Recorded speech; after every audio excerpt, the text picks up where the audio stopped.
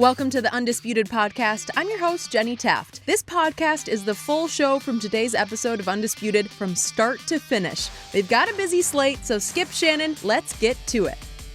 Welcome to Undisputed. We are live from LA. I'm Jenny Taft here with Skip Bayless, Shannon Sharpe. Good morning. Hi, Jenny. Hi. Somebody's dressed like he's on his way to his own funeral, and he probably is. Harsh. My team didn't look good last night. Yeah. We didn't look good. We took I forget. You used to play for the Broncos. That was a long time ago. How quickly I forget. Yeah. We about but that. you'll remind us 7 times during this show that you played with John and you played for Mike. I ain't gonna do it this time, Skip. Not today. We're going to forget that. I can assure you, if John and I were playing, that would have not happened last night. I don't know. Maybe it would have. We have a them lot Raiders to get look to. Pretty good. We'll probably talk about it later. Jam-packed show, guys. Did Antonio Brown play the Raiders to get out of Oakland? And does Dak Prescott deserve to be paid like a top-tier quarterback? Shannon, I'm talking to you. But first, we will start with the thrilling finish in the Texans-Saints game from last night. Both quarterbacks put on a show. Deshaun Watson had 4 total touchdowns and led an impressive 2-play, 75-yard touchdown drive to take the lead with only 37 seconds remaining. But that was all the time that Drew Brees needed. Brees quickly got the Saints down the field for Will Lutz to kick a game-winning 58-yard field goal. Brees ended the game with 370 yards passing, 2 touchdowns, and an interception. So, Shannon, what is your biggest takeaway from that game? Skip, I'm going to start with the Texans. Even though it was a great win by the Saints, they did an unbelievable job. We know what Drew Brees represents. There's a reason he's the all-time leader in passing yards, and before the year's end, he's going to be the all-time leader in passing touchdowns and completion percentage. Unless Tom Brady is, but that's all. First of all, Tom Brady is behind Drew. I think Drew's going to. But that's neither here nor there. You had to get Tom here. We're going to talk about Tom He'll at have a his later time. Yeah, He'll at a have later his date time. time. Skip, in order for the Texans to be who they think they can and who they want to be, they got to protect Deshaun Watson. Skip, he got sacked again 6 times last night. Another 11 hits. Now, he was the only quarterback that got sacked more than 60 times last season. And supposedly, allegedly, they were trying to secure the offensive line. They go out and trade a first-round pick in the 2020 draft for Laramie Tunsil, and they made some acquisitions. But, Skip, this is not good enough. He's unbelievable. He made some throws last night under duress, Skip. Yep. He's a special talent. But I'm afraid his career is not going to be as long and as productive as it should be because you can only get – a quarterback, they say running back only has so many hits in his body. Trust me, a quarterback is only going to be able to go to the ground so many times with a 280 or 300-pound man falling on top of him. Yep. Skip, they got to do a better job. I mean, he had the weapons that he has, DeAndre Hopkins, Will Fuller, now Kenny Stills made a big-time catch to put him, give him the lead late in the ball game. But he just took far too many hits. And when you're playing a team like New Orleans, especially in that building, that's a different building to play in than most venues on the road. You had an opportunity, and you're going up and down the field. Skip, they found a rhythm, they're going up and down the field. And he makes the one mistake, and it gives New Orleans a sense of, a new sense of urgency, a life.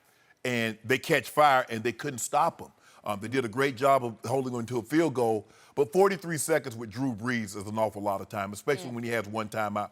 With the weapons that he has, Michael Thomas, Ted Ginn Jr., he got hurt. He was nicked a lot last year, Skip, and he missed a lot of the season. But he's the guy that can take the top off the coverage and let Michael Thomas, who catches everything, work everything shallow in the middle of the field. But the Houston Texans, Skip, they got the best quarterback because there's no Andrew Luck now. And now look what he's going to face. He's going to face a backup in Minshew in Jacksonville. Yep. He's got Jacoby Brissett in Indy, and he got Marcus Mariota at the Titans. They should win this division, but their quarterbacks take far too much punishment for this to be for them to go where they need to go long term. I thought they played well. One more thing, Skip. The Texans didn't re-sign Jadeveon Clowney because I believe they're going to have to offer Deshaun Watson in excess of $150 million in a contract extension, and it's probably going to start next year. But I know a guy that did miss Jadeveon Clowney, and that was J.J. Watt. The first time that he's played a ball game without a tackle or hit. Wait, did he play last night? It's interesting. You've loved him before, and I've said, because there was a time 2-3 years ago, you thought he was the best player in the NFL. And he was. And he wasn't. He was. Because you just don't see him enough. It's kind of the Aaron Donald But here's the factor. thing, Skip. Like, And he was out there? No, he was 0, 0, 0, wondering about 0. him. All zeros. But you know what happens, though, Skip? You start having back surgery, you start having knee surgeries. You're not the same player that you once were. Start making too many internet videos of you jumping and pushing and pulling cars. And 1,000-pound tires, flipping them. Yeah. All right, and maybe your back goes because you're making internet videos, not because you're playing football. Well, I think he trained smart. I think he trained smarter now. I hope so. You finished? Yep, finished. Thank you. My turn. My biggest takeaway was in the very end of what was one of the wildest Monday night games we've ever seen, and it was a great way to kick off Monday Night Football this year. For sure. Drew Brees and then Will Lutz saved the National Football League from yet another refereeing nightmare in New Orleans because it had nightmare written all over it because the NFL, Al Rivron, after the game, acknowledged that at the end of the first half, the refs cost New Orleans 15 crucial seconds. They just misplayed the clock, mishandled. What is it about New Orleans? I don't know. I don't know. Right. Something. And that forced Will Lutz to try a field goal from 56 yards that he missed. Obviously, if you give Drew Brees, we saw what he did at the end of the game, if you give him 15 more seconds, I don't know, maybe he scores a touchdown. I don't know what could have happened, or maybe it's a chip shot field goal that He's Will going to Lutz get closer to what he was. You would certainly think that. And then at the very end of the game, after, to your point, Deshaun Watson made two of the clutchest throws you will ever see, and that was 38 yards to Deandre Hopkins, and I don't even know, he pulled it off against double coverage. You want to talk about a rail shot over, it was just such a great throw, improbably against all odds, and it was a great catch by, listen, that guy is He's phenomenal. He is phenomenal. And then, as you point out, the 37-yarder to Kenny Stills that they just acquired, and Deshaun took a shot. They were blitzing him, and he took a blindside blitz from Von Bell right in the back and got rid of that ball. But those are two of the best clutch throws, like bang, bang, to just go the length of the field. It took my breath away, and I'm a big Deshaun fan, as you know, so I'm rooting for him. And then what happens right on schedule? Fairbairn, the kicker, misses the extra point.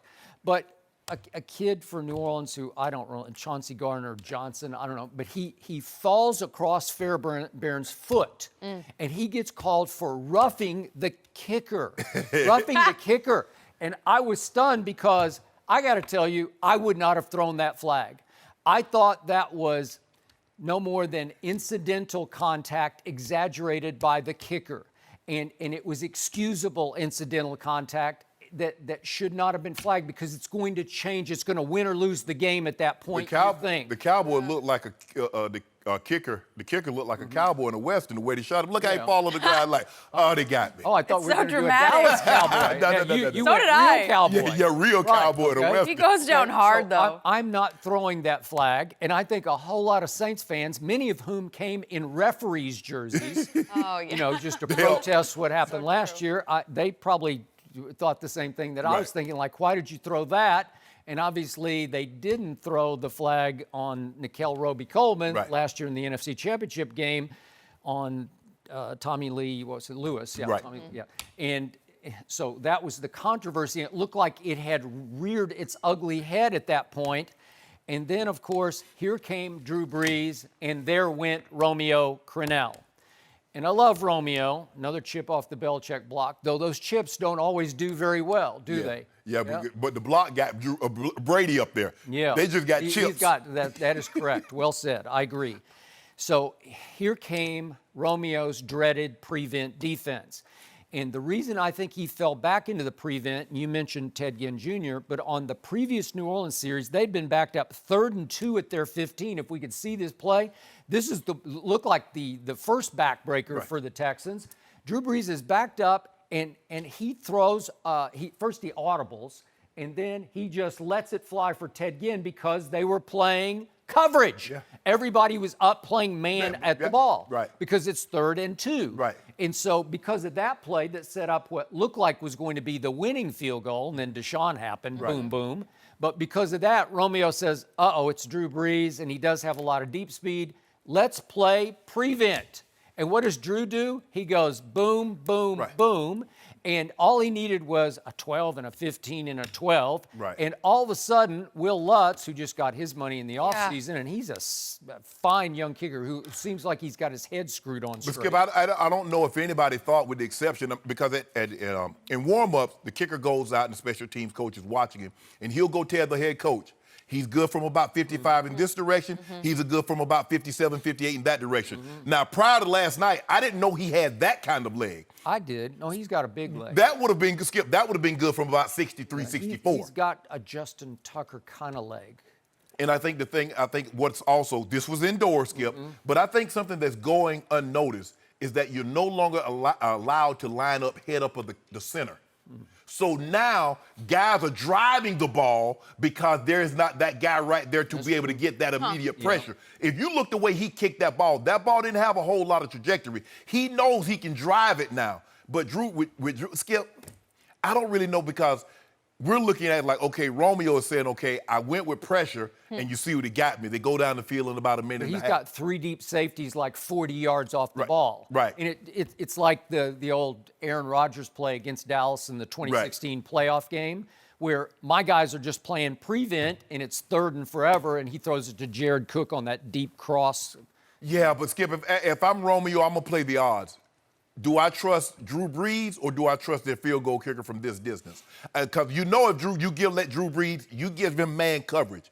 He's going to find a guy, and he's going to get the ball down there, and he's probably going to get a touchdown, or it's going to be a chip shot field goal. To say that the guy's going to have to, on opening Monday, he's going to have to kick 58 yards in a walk-off to beat me. All right. No, I got it. But this is the difference between playing to win at New Orleans against Drew Brees or playing not to lose. And Romeo played not to lose. He's sort of playing the percentages. Like, well, maybe Drew will miss one of the passes, and maybe Lutz can't make it from 58. Maybe he could make it from 54, but he can't make it. And by the way, to your credit and his, he did miss from 56 at the end of the half, so maybe you think 58. But, boy, he's pumped up, end of game. Crowd is going to carry the football through the uprights. But there's pressure also, because there is no, okay, if I miss this, there's 2 minutes left, we can possibly get the ball back. This is it. Once that ball hits his foot, it's over. Time is going to expire, and you either winning or you losing the game. That's a lot of pressure. Now, we've seen kickers, like you just saw the Texans kicker just missed the PAT. They didn't run into it. We got a tie ball game. Now Drew Brees gets to take his time and go down the field, and a field goal wins the game in a tie situation. But now they needed a field goal to win the game. Skip, I get what Romeo was trying to do. I did not believe this kicker I didn't know he had this kind of leg, but I'd have played it just like this. I'm saying, look, don't give them out any, because I'm thinking, Skip, they're going to try to, the reasons why I'm saying, don't let them get out of bounds. They got one timeout, but it's only 6 seconds. So I'm like, if you want to throw the ball in the middle of the field, have at it, Drew. But if you're going to play off, you can't play 10 yards because he's just going to turn around and run a stop route. There has to be some middle ground there where you play some defense that gives you credible coverage at 15 yards. Because if he's going to get you 3 straight 15-yarders, you're going to get into the danger zone. It was the last one. I don't know why the slot guy, he was playing that far off. Because all they need, he's like, okay, let me just get under 60. Play 4 yards. Split the difference. Don't play your... Okay. But it's hindsight, Skip. It's second guessing. I don't want to do that. Back to your first point. Again, I'm a huge Deshaun fan, and I tweeted twice at the end of the game. First, I said Deshaun deserves to win this game, and then as soon as the field goal went through, I tweeted it in past tense. Deshaun deserved to win this game, and that tweet on the internet, it just exploded, which shocked me because I think there are a lot of people out there who are with us on this, that as much as you respect Drew Brees and as much as you want the Saints to get something right from the referees, to get the right side of a referee. They want restitution. Yeah, they do. But in the end, there's no tougher quarterback in the National Football League mentally or physically than Deshaun Watson. And he's starting to turn into, right before your very eyes, a hard luck loser, because it seems like he just battles his butt off every game. And he had a better QBR than Drew Brees. He was 90 to 74, which is highly impressive. So he can't play much better than he played. No. and he walks off a loser. And it was hard for me to watch him on the sideline. He was looking away from the Lutz field goal, Right. like just waiting, listening for the crowd to react. Because they'll tell you in your ear what happened. And I'm sure it just tore his heart out that he played so hard. And to your point, 62 last year, 6 last night, and 11 quarterback hits last night. And yet he inflicts some of it on himself. Because on 4th and 1 from the 21? Yeah, 4th and 1 from the 21, he just takes off and just hurtles into the end zone and flips on his back, and he was going in the tent, and I'm sure he's got deep bruises all through his lower back. Skip, I think the biggest misconception is that he's so mobile, how does he get sacked? But the mobile quarterbacks are some of the most sacked quarterbacks because while they're running themselves out of harm's way on the backside, they runs themselves into trouble on the front side. You look at Randall Cunningham, Michael Vick, Cam Newton. Some of the more mobile quarterbacks get sacked the most. When Deshaun gets to the Brady moment, which is 1, 2, 3, throw, like you got to get rid of it, Deshaun is looking to make the play, and so he's looking to escape the rush. And sometimes, to your point, then you duck up under and you get sacked anyway, or you get rocked from the blind side. And Deshaun is not a pure pocket passer who's just going to throw on time like bing, bing, bing, like Brady. Brady's never going to do that. The ball is going to be gone, and if there's nobody open, it's going into the ground or into the stands. Exactly, yes. Okay? So I love watching Deshaun, but I feel for him, and I'm with you because I don't know how long his career is going to last at this rate. Because he self-inflicted that shot on the tumble into the end zone, and I think he paid for that the whole game, but he might pay for it the whole year.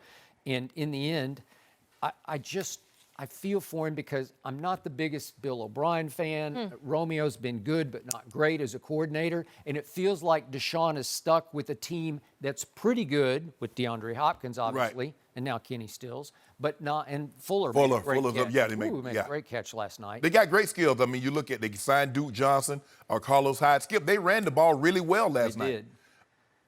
But they got to protect where are they going? Are they going to win a playoff game? They can. I believe they have the best quarterback in the division, and normally the best quarterback, I would say 8 times out of 10, the best quarterback will win the division. Now, Skip, you get outliers. Sometimes you get teams that play such great defense that they can overcome a great quarterback, or you have an injury to a quarterback in that situation. But they got to protect him. And on New Orleans, you look at the weapons. Sean Payton says, you know what? I got Alvin Kamara over here. I'm bull jiving around and doing all this. Let me give him the ball. Let me hand it to him. Let me throw it to him. And you see just how special this young man is. Second half, that's what they did.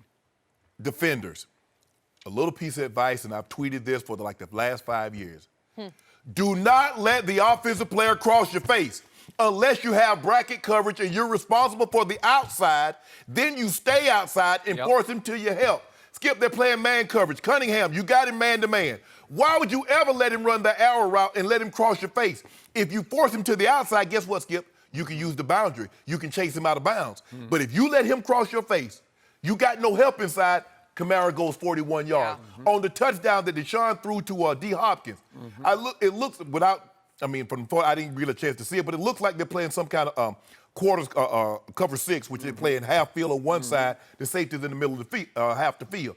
Skip, he let D-Hop cross his face. You can't let him cross in your face. Well, sometimes that guy's just better than you are. Okay, but he might be better, but he's going to have to make a hell of a catch because he's not crossing my face. That's what, remember I told you, we talked about this when it happened, Pittsburgh-Dallas game. I said Jarvis Jones' job is to get across the tight end's face. Well, Escobar says, no, I'm not letting you cross my face because I know if I can keep you out of here, Zeke's going to hit his head on the goalpost. Okay, nobody is supposed to cross your face as an offender, offensive player, or a defensive player. Skip, that's rule number 1. And you keep, I'm like, do y'all study tape? What do y'all be doing? Are they on the IG, Skipper? Is anybody in meeting? When you're in meetings, what is the coach telling them? I don't know. Maybe you should. No. They need to read your tweets. I ain't got that kind of patience. Yeah, really? I know I ain't got that kind of patience. You just tweet, you don't coach. No. Anyone respond to that message? Like, yeah. Yeah, I mean, Get some good responses. A lot of times it's people that never played the game. I think sometimes they're just agreeing with me, Skip. But the Saints are loaded offensively, Skip. I mean, because they can run it with Murray, gives them a change of pace. He's the Ingram guy. Now, how healthy can he stay? Because that seems to be Latavius Murray's history, is that at some point in time during the season, Skip, he gets nicked and he misses a game here or there. But that Alvin Kamara, Skip, he's special. I mean, he's slithery, and he runs with a little bit more power than you think for someone his size. You're looking at him, you're like, oh, man, he can't run. But he's breaking tackles in the line. They give it to him inside, Skip. Yeah. And, man. I must admit, in the second half last night, after some in the Cowboy organization had made comparisons between young rookie Tony Pollard and Kamara, I was thinking, no, we better just stop that. I appreciate that. Well, seriously. Yeah. Now, maybe we Glad can you go to thought about it. comparisons of the 90s Cowboy dynasty to this team. Right. We're going to talk about that in a few minutes. But that one is like, no, stop that. That's a good So I got sign. one last referee Okay. point. Okay. The flashpoint of the game for many watching was the DeAndre Hopkins takedown of Marcus Williams after Deshaun did throw the one interception. If we could see this. So Deshaun, this is a bad idea into like triple coverage, and then DeAndre threw him down. That's a flag. Okay, and it was flagged, and DeAndre said after the game, oh, well, next time I'll play touch football, which I thought was a nice response. And I must admit, in that circumstance, the way he tried to get him to the ground, I didn't have as big a problem with it as you're having right now, because I thought, well, it is tackle football, and you got a hold of him. And was he angry about the interception? Probably he was. Well, But- can you imagine if they did a quarterback like that, what would happen? Well, that's not a quarterback. Wait, It's a safety. Oh, you see. Now you want the quarter. See, now you can play touch football on that guy. But if I'm not mistaken, I think Turkey Jones did Terry Bradshaw like that. Well, in back in the day, everybody did everybody like that that. day. They would. Yeah. They were getting you up. You try to drop your weight so to get heavy because they couldn't get you off the ground. Yeah. But if they got you up off the ground, oh yeah, they was trying to But he suplex you didn't, on your neck. fortunately, throw him on his head. It wasn't like he wasn't trying to. Yeah. I don't know. Skip, what I Sometimes it is tackle football, and you just got to let them tackle. Trust me, when you suplex someone, you don't care where they land. Head, neck, shoulders. I'm trying to, because see, you intercepted the ball. If you hadn't intercepted the ball, this wouldn't be a problem. I wouldn't be bothering you right now. So I'm trying to send you a message.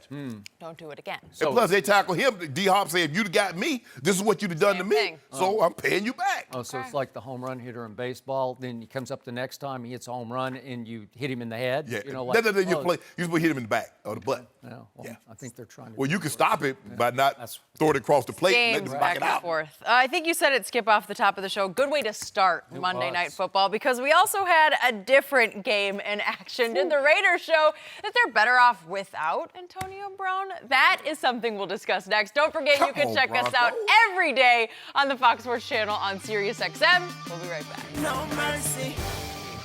Are you ready for what's ahead? You can't always predict the future, but you can game plan for it. Generations of families and businesses have harnessed the power of Pacific to help them reach their unique goals. Whether you need to save enough money to meet your needs, ensure your family is protected, or make sure you don't run out of money, Pacific Life has a variety of financial solutions that can help. Pacific Life counts more than half of the 100 largest U.S. companies as its clients and has been named one of the 2019 World's Most Ethical Companies by the Ethisphere Institute, protecting what matters most to people for 150 years and counting. That's the power of Pacific.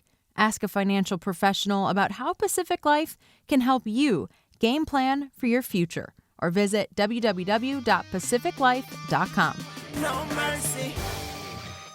So how about this? The Raiders, well, they didn't seem to miss Antonio Brown much last night. Quarterback Derek Carr went 22 for 26 and 256 yards with a touchdown in the 24-16 win over the Broncos. And after the game, Carr said, quote, "Let's get the elephant out of the room," and that he was fired up, but not from the past week. The QB was alluding to Antonio Brown's departure from Oakland and signing with the Patriots. So Shannon, how good can the Raiders be without AB? I don't think they're going to be very good, Skip. I got them winning 4 or 5, maybe 6 games max.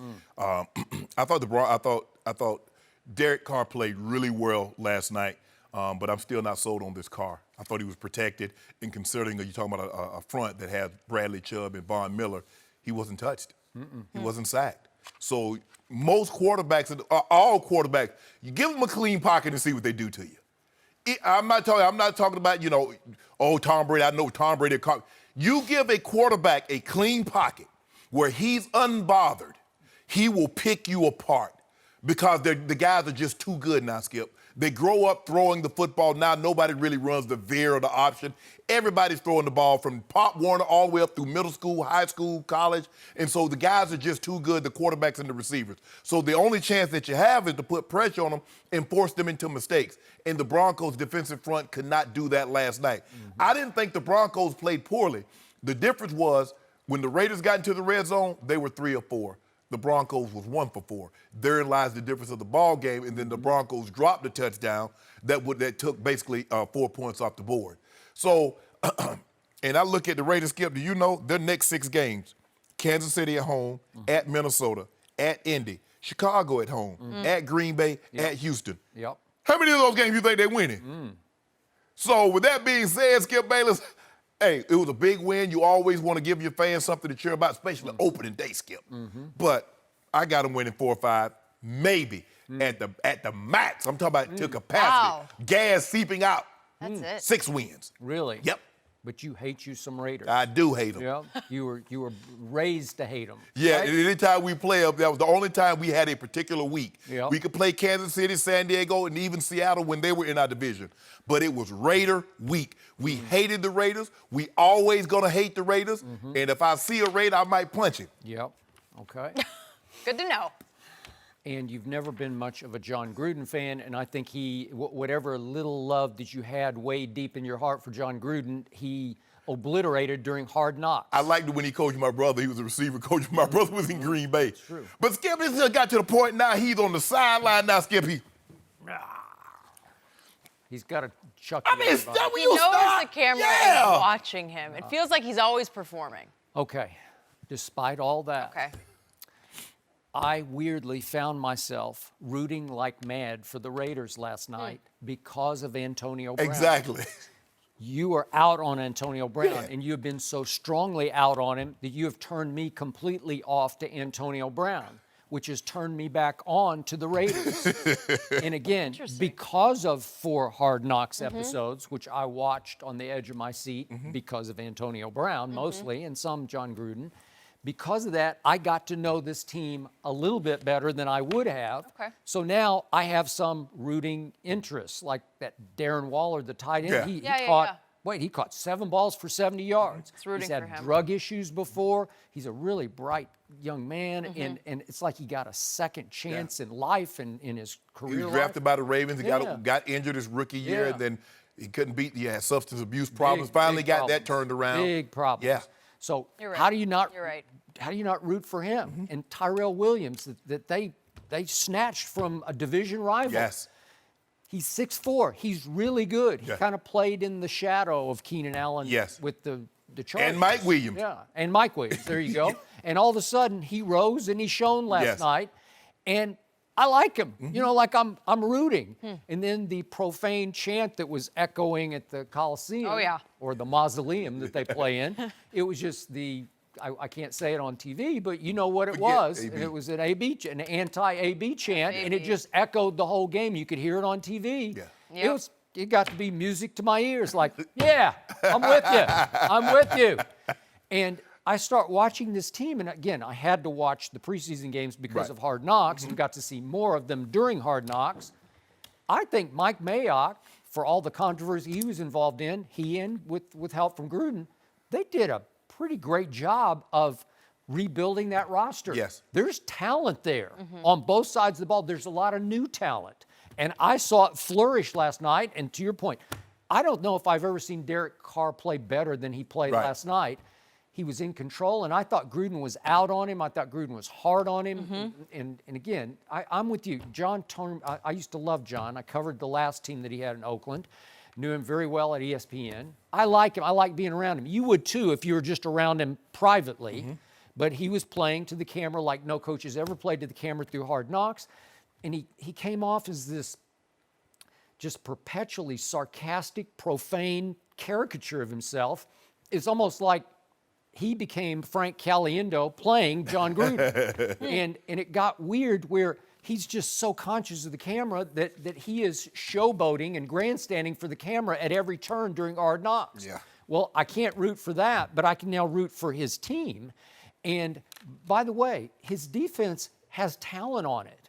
And that Jonathan Abram, who was kind of a breakout star during Hard Knocks, unfortunately, Garyon Conley caught, because he's kamikaze. He will hit anything that moves. Right. And the friendly or unfriendly fire from him knocked out Conley. So the point is that Josh Jacobs, I loved him in Alabama. I did not love what he did as a Oklahoman to my Sooners in the. Well, you should have signed him. We should have signed him. I told you that. I've said that several times. I don't know what they were doing. How do you miss that? How does Saban go to Tulsa, Oklahoma, and find him, and you can't find him 100 miles away in Norman? Really? Okay. But he runs angry. He runs. He's a slasher. He's really explosive. You watch him catch the little pass, and you watch how he gets drawn. He runs through tackles, and he's built. Skip, I didn't realize he was built like he was. I didn't know he didn't look like that at Alabama. Yep. He looked like he's put together at about 220, 225. Oh, yeah. He's compactly built, but he's explosive. He can run through tackles and great hands. We saw that on display again in the semifinals against Oklahoma. He has tremendous hands, and we saw it. Well, he ran over the safety in Oklahoma and kept going into the end. It kept going into the end. I'm glad we don't have that highlight. I don't want to call for it because I want to spare that young man the humiliation of having to see that again.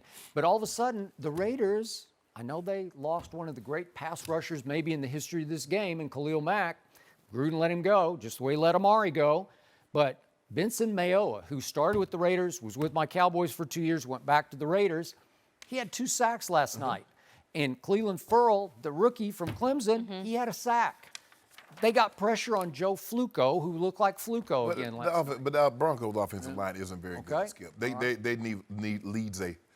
leaves a lot to be desired. But I thought Flacco threw the ball well. Skip, he has a big-time arm. He still can throw the football. You see the one he threw to Emmanuel down the middle of the field. He's on the out route. Cortland Sutton is a big-time receiver. Big time. He's catching the ball, doing really. That's what made Demarius expendable. And unfortunately, that Deshaun Hamilton, he hit him right in the chest in the end zone, and he dropped it. Yeah, well, could have made it. That's what your hands for. Okay. That's what he gave. That's what he gave you 2 hands for. You play football to catch the ball. Okay. Clearly. Unfortunately. So back to the schedule. I'm probably going heart over head here. I could see this team winning 8 games and being a surprise team. Wow. And you say, well, where are those 8 games? Yeah, where are they? I agree. You got this sort of murderer's row. But are the Colts murderers now? I don't know. I mean that in a good way. Sure. Like in an invincible kind of way. Are they unbeatable at home? I don't know. I just think sometimes you have a surprise team. This team has enough talent. Okay. It could stand up and shock a couple of these teams. They're not going to beat Kansas City. They're a 9.5-point underdog at home to Kansas City. Right. So that's not going to happen. At Vikings, you never know what Kirk Cousins is going to do. Cool Dolphins. They ain't doing that. That zone read, yeah. Well, they just took the ball right out of his hands now. Yeah. So he doesn't throw anymore. Exactly. They just run. Exactly. Okay. We're going to minimize his ability to put us in harm's way. That's what you do. Really? Yes. Well, that's why the Packers are only 3-point favorites. I think the Packers should probably be like 8-point favorites in that game. This coming Sunday. The game's at home. It's at Packers. Oh, yeah, they got to. Well, I don't know. I kind of want, I like Aaron, but not more than I like Kubiak, who's the coordinator. So. Oh, okay. All right. So anyway, could they steal a couple of these games like the Bears at home? You never know. I just think once they get through this tough stretch. Can you imagine what Khalil Mack? Yeah. We'll see. Ooh. Now, the one thing the Bears can do is play defense. Now, I don't know about the Trubisky, but the Bears will play defense. Okay. Maybe Oakland could win a 7-6 game. I don't know. Maybe. Khalil Mack. Then once they get through this stretch, then it goes Detroit and the Chargers at home, the Bengals at home, then they go to the Jets. I don't know. You might start getting on a little roll that would shock you. Every year there's some team that comes out of the woodwork. After that stretch, that first stretch you just read, they'd be 2-5 at best. All right. Best. That's would be best I case would scenario. take that, and then maybe they go on a roll after that, and they get to 8 wins because this team is talented. And it's going to be united because of the Antonio Brown. And football, to me, is a unity game in the end. And if this team pulls together because he left this team, and we're going to talk about this in just a few minutes, did AB play Oakland? Yeah, Skip, I've been on some teams that were really close, Jenny, but we didn't have a whole lot of talent, and we lost a bunch of ball games. Because at the end of the day, you can be close and not talented, and you're going to lose. What if you're close and you have young talent that suddenly comes of age right before your very eyes? Okay. Yeah. Could have bond them together. I mean, Gruden kept saying, oh, it wasn't a distraction, but then he would get testy about it. Yeah. He was. Which means it was a Then distraction. I felt sorry for him after the game last night because he finally said, guys, to the media, I just can't talk about this anymore. Yeah, his quote was, I feel like someone's smashing my temple on the side of the head. Get over it, man. It's over. We were good preseason without him. We're going to be fine. We wish him the best. He's done. But still, He's done. Knock on wood if you're with him. I am. Yeah, exactly. I'm knocking on wood. But Skip, you tried to cut the legs out from the Mike Mayock because Mike wanted to suspend him. You like, nah, we take his money, but we still gonna have him to play. So you know what he represents. The buck stops on Gruden's desk. Exactly. He's the one with the big contract. We're moving on from him, at least right now. No mercy. Week 1 is in the books, but DraftKings isn't finished celebrating with some huge fantasy football contests. For Week 2 of the football season, DraftKings, the leader in one-day fantasy football, is giving new users a free shot at over $1.5 million in prizes with your first deposit when you put in code UNDISPUTED during sign-up. Draft your lineup and feel the sweat like never before. Every run, throw, and catch mean more with a DraftKings lineup on the line. Plus, all new and existing users can get a deposit bonus up to $500. That's some extra cash to play with this football season. Nothing adds to the sweat of watching the game quite like having a shot at over $1.5 million in prizes. Download the DraftKings app now and use code UNDISPUTED. For a limited time, both new and existing users can get a deposit bonus up to $500. New users, don't forget to enter my code UNDISPUTED to get a free shot at over $1.5 million. Yeah, in prizes with your first deposit. That's code UNDISPUTED, only at DraftKings. Minimum $5 deposit required. Deposit bonus requires a 25 times playthrough. Eligibility restrictions apply. See DraftKings.com for details. No mercy. We got to talk about a guy named Dak Prescott and the Cowboys who are still working on an extension. After Sunday's game, Jerry Jones told reporters that the deal is imminent. And yesterday on his weekly radio interview, Stephen Jones also spoke about the ongoing negotiations. Take a listen. Those things are always a work in progress, as you know. Our goal is to ultimately get this done. No one deserves it more than Dak, and we'll continue to really work hard to get him signed. I know it'll be something he'll be glad to get in the rearview mirror, but at the same time, he understands and knows how important it is that we get a deal that's not only good for him, but good for us, so we can keep, the players that were making plays for him yesterday around. Shannon, what do you make of this? That's not Dak's problem. No. For you to worry about how you're going to keep all these other players around. Skip, my grandfather used to tell my brother now all the time. He said, boys, I see better than I hear. Now, y'all told me y'all took that trash out. Now, but I look in the corner, I still see it there. Stephen Jones says, nobody deserves a contract more than Dak. But I see you give D-Law his money. I saw you gave Ezekiel Elliott his money. I saw you gave Lyle Collins his money. Hold on. What you keep telling me? Jalen Smith got his money. So what are you saying? It's the old lies, somebody break up. It's not you, it's me. Yeah. Really, it's you. The worst comment you. ever. No, you just don't want to tell me it's me. Talk about it's me, it's not you. Yeah, it is. You keep telling him, oh, nobody deserves money more than Dak Prescott. Well, Dak says, okay, where is it at?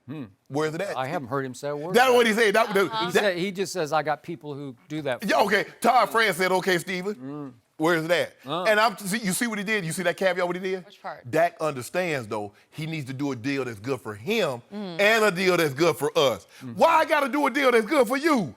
I got to do a deal because if you want me to do a deal that's good for you, guess what, Skip? You have to pay me for that because I'm also doing your job. I got to get paid for my services. You know what I'm saying, Skip? But you know how that works. So I don't know what's taking so long. Skip, look, this is the way it is. It's as simple as this.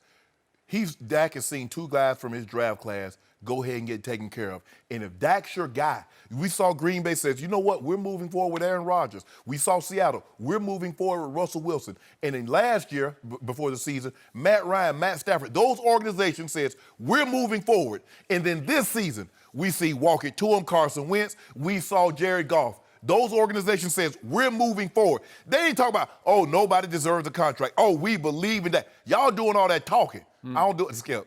Y'all bumping gums. I need checks. Really? Checks. And I need big ones. I'm talking about something like $80 million to sign. At the time of signing, I need about 20 more than Julio got. Skip, you see Julio got 64 of his 66 at the time of signing. So Dak Prescott says, I need about $80 million at the time y'all get Dakota Prescott on that contract. So what's the holdup, Skip? What we waiting on? You keep telling me it's imminent. I don't. Jerry does. No, you said before the first game. Yeah. So that's imminent. That was first. Okay. Here's the point of everything you just said. You, as the president of the Cowboy Haters Club, you need dissension. You need locker room anarchy. You need impasse. You need stalemate. You need something to go wrong with this team because you know deep down this team is on its way to Miami. That's what you know. Nah. You know what? I got this new airline just came out, Skip. Yeah. Called Cowboy Airline. Really? It'll take you anywhere you want to go, except the Super Bowl. Really? That's what I heard. I don't know, Skip. They say they got cheap fares, too. I don't know. Like $35 one way. Really? Anywhere in the world you want to go. One way. Except the Super Bowl. Quick aside, so you have another relationship breakup analogy, and you seem to have a lot of experience, don't you? A lot of experience with So many breakups. examples. I read Cosmo. You know Cosmo be giving you insight. I believe you do read I Cosmo. don't. Shh, I said that on there. I don't read it anymore. Oh, Are you sure about that? I don't read it any less either. okay. Well, there you go. I read Cosmo. All right, so the first takeaway I have of what Stephen Jones said on his radio spot yesterday is, this is great because he said, he was asked about the word imminent that you just asked me about that Jerry used on Sunday night. Yes. It's imminent. And Stephen made a great point about Jerry Jones. He has different meanings for different words, so you're going to have to ask him because trust me on this. Jerry Jones speaks a language only Jerry can understand because the words don't mean the same as what you and I would think they mean. So I don't know, is imminent next year or is it yesterday? I don't know. You're right. Which is it? I don't know. So here's the point. Again, they are negotiating. And you don't like the fact that Jerry and Stephen love to negotiate publicly, but that's what they do because they love the limelight and the spotlight. Both of them do. They're trying to sway public opinion. Well, they probably are, or they're trying to sway Dak's opinion. Todd France ain't gonna let that happen. Okay, so I've told you this from the start. When it comes to the contract, Dak is going to be Brady-esque. And I'm not saying he's Tom Brady as a quarterback, although he plays Brady-esque kind of football. Although Sunday, boy, they're taking the wraps off now. It's all over the place. It's a flying circus. Yeah. But the point is that I believe that whatever problems they're having with the negotiation are over the length, the duration of the contract, because they want to make it as team-friendly while making him happy as they can. And they know that Adam Schefter reported on ESPN on, I believe, Sunday, that Dak makes about $50 million in sort of ongoing contracts off the field, all of his ad contracts, his commercials, right? Yeah, I don't believe he's making that much. I think most of that money, probably 30, 40 million, is tied up in that injury bonus through Lords of London. Whatever. So whatever his income, the estimation is that he makes 50 off the field. It's sort of the LeBron factor where you make all that money off the field. Why would you insist on making the most on the basketball court, LeBron? I'm the best. Oh, because you're the best? That's what Dak said, too. Do you want to win or not? Because Dak is going to make a statement pretty soon in which he says, I thought he would have made it in the last couple of days. Todd Fran's doing the talk about the contract. Really? Talk to Todd. Yeah, we'll talk to Dak in the end because Dak is going to have final say over that contract. Okay. Unlike Zeke, who the story was written that Zeke got the call early that morning when the story broke, and his agent told him, oh, we got it finished. And I'm thinking, well, didn't Zeke have to sign off on it? Didn't you have to tell him? Well, look, Skip, when you go into it, he's like, okay, this is what we want. And if we get, okay, I want this. Now, if we can't get that, I'm willing to go here. And you have my blessing if we get to there to let's go ahead and do this deal. Man, don't wake me up. Oh, I mean, I guess you could. You're going to slap me in the face with $90 million. Wake me up. Actually. Wake me up. But wouldn't the first thought from the agent, wouldn't the first comment be, Zeke, this is their final offer. This is what we have on the No, table I'm going to sign it before they change their mind and come down. I'm like, he's good. We got it. We got a deal. Really? And I'm going to tell somebody, report that, whoever broke the story that Zeke had that, what was it, Todd Archer or James Slater, somebody from that area broke the story that Zeke had the deal done. All right. So here's the other key line yesterday from Stephen Jones. Dak is very unselfish, unlike other players on that team. You see the do it, Jenny? Very unselfish. You see how he painted Jenny? I've heard You see this. how he painted I've Jenny? heard this. Oh, I've he's heard unselfish. this. Now, Cowboys getting every dollar they can. That's why they opted out of revenue sharing. They get every dollar they can, but they want someone to be what they're not, which is selfish. I wish I might give them a dime discount. Wait, is there a salary cap on owners? They ain't got nothing to do with it. Ain't no salary cap on me either. No. Ain't no salary cap on how much I can make. Yeah, there is. No, it's not. Well, there is. It's finite. Yeah, it is. Guess what? You could have the whole salary cap, except it's going to stop. Wait, hey. Jerry can't pay you $1 billion because it's beyond the salary You cap. told me Jerry worth $7 billion. I'm gonna let Jerry and Steven, because you know what? Jerry and Steven have guys that went to school to major in finance and econ to resolve that. I went to school and majored in eligibility. In other words, I played football. So I got somebody in my corner, Todd France, that's who to represent Dak Prescott, in my corner. You handle that. You worry about that. That's not my problem, Jerry. I want all. You see what Jerry Goff got? I want. Yeah. As a matter of fact, since I had 400 yards, that's the most passing yards on opening day, broke Troy's record that he threw in 1999. See, you're speaking for Dak Prescott. You're actually speaking for Shannon No, I'm Sharpe. not. I'm speaking for You want mayhem. No, I don't. You want conflict. I want fair you compensation. You want showdown. I want you fair want compensation. holdout. You want disaster in Dallas. That's all you want. And I have a quarterback who has his eye on the prize. Yeah. Multiple Super Bowls. That's plural with an S. You know what, Skip? As he looking at the Super Bowl, but he's raking millions out the way. I can't see through all the millions. Well, What he got that's the the off million the yet? field. No. Hold on. That ain't got nothing to do with this. My off the field, what I do off the field ain't got nothing to do with you, Jerry. Now, I want my compensation for what I've done on the field. Jerry and Stephen Jones. I keep telling you, Dak is the face of this franchise. He's the unquestioned leader in that locker room, and he is the clutch playmaker of this team. Not Zeke, but Dak, as we saw again on Sunday. He's about to clutch playmake in contract negotiation because he's going to come up with something that will allow them to go ahead and give the sun and the moon to Amari Cooper because he deserves it too. And then to Byron Jones, and then to... Byron Jones gone. Well, how Byron do you know? Jones gone. You better hope so. Byron Jones gone. Because if he's not, we're going to plural Super Bowls. Byron Jones gone. Really? And Dak Prescott says, that's fine and good. I'm glad you guys have made me the face of the franchise. But the face of the franchise doesn't make as much as the franchise because we see these people, they're the face of this cosmetic brand, or they're the face of Mac, or face of, Prince Machiavelli used to be, when I was growing up as a kid. Help me out here. Money, Skip. Why does Tom Brady make only $23 million? You see? So wait a second. We got quarterbacks making $35 million. We got Kirk Cousins making $28 guaranteed. That's Tom. Yeah, you That's can't Tom. compare Tom, 23. Yeah, that's it. Well, I can compare Dak. No. I told you he's No. Brady-esque.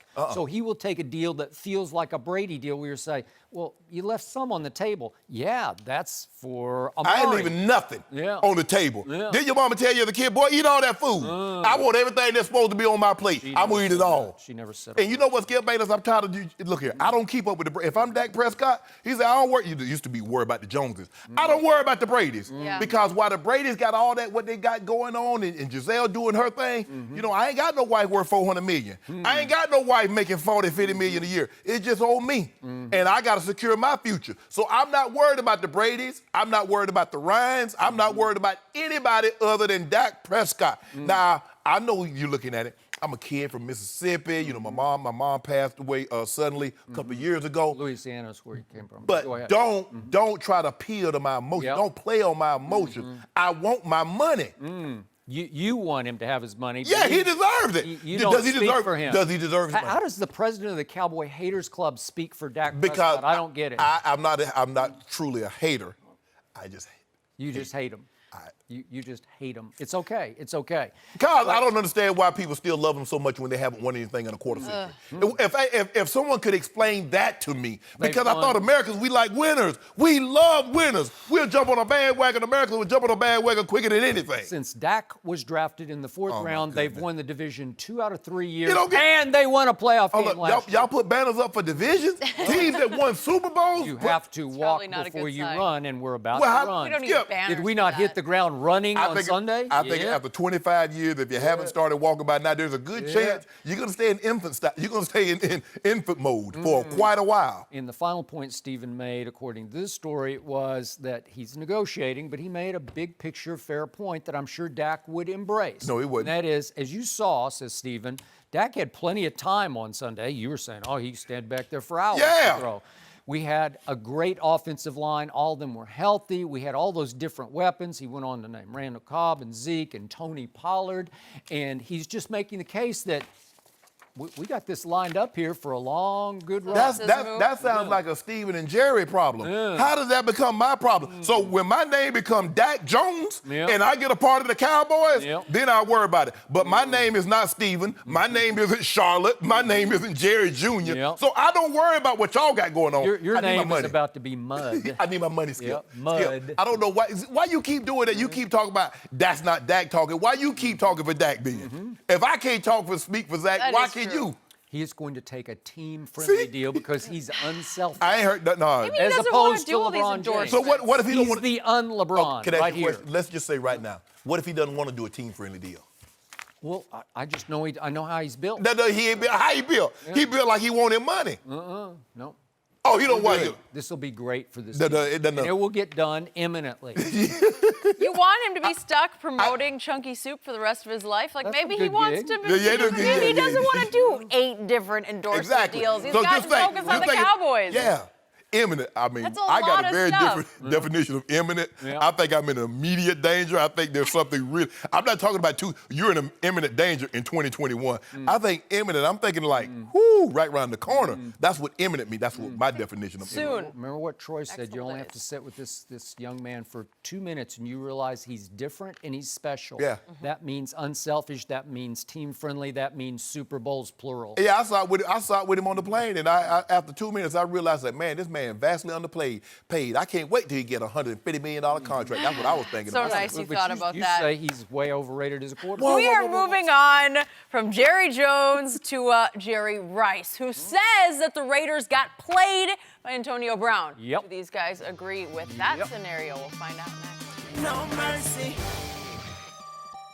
Hey, Undisputed listeners, it's Jenny Taft here to talk to you about forhims.com, a one-stop shop for hair loss, skincare, sexual wellness for men. 66% of men start to lose their hair by age 35. Once you've noticed thinning hair, it can be too late. So the best way to prevent more hair loss is to do something about it while you still have some.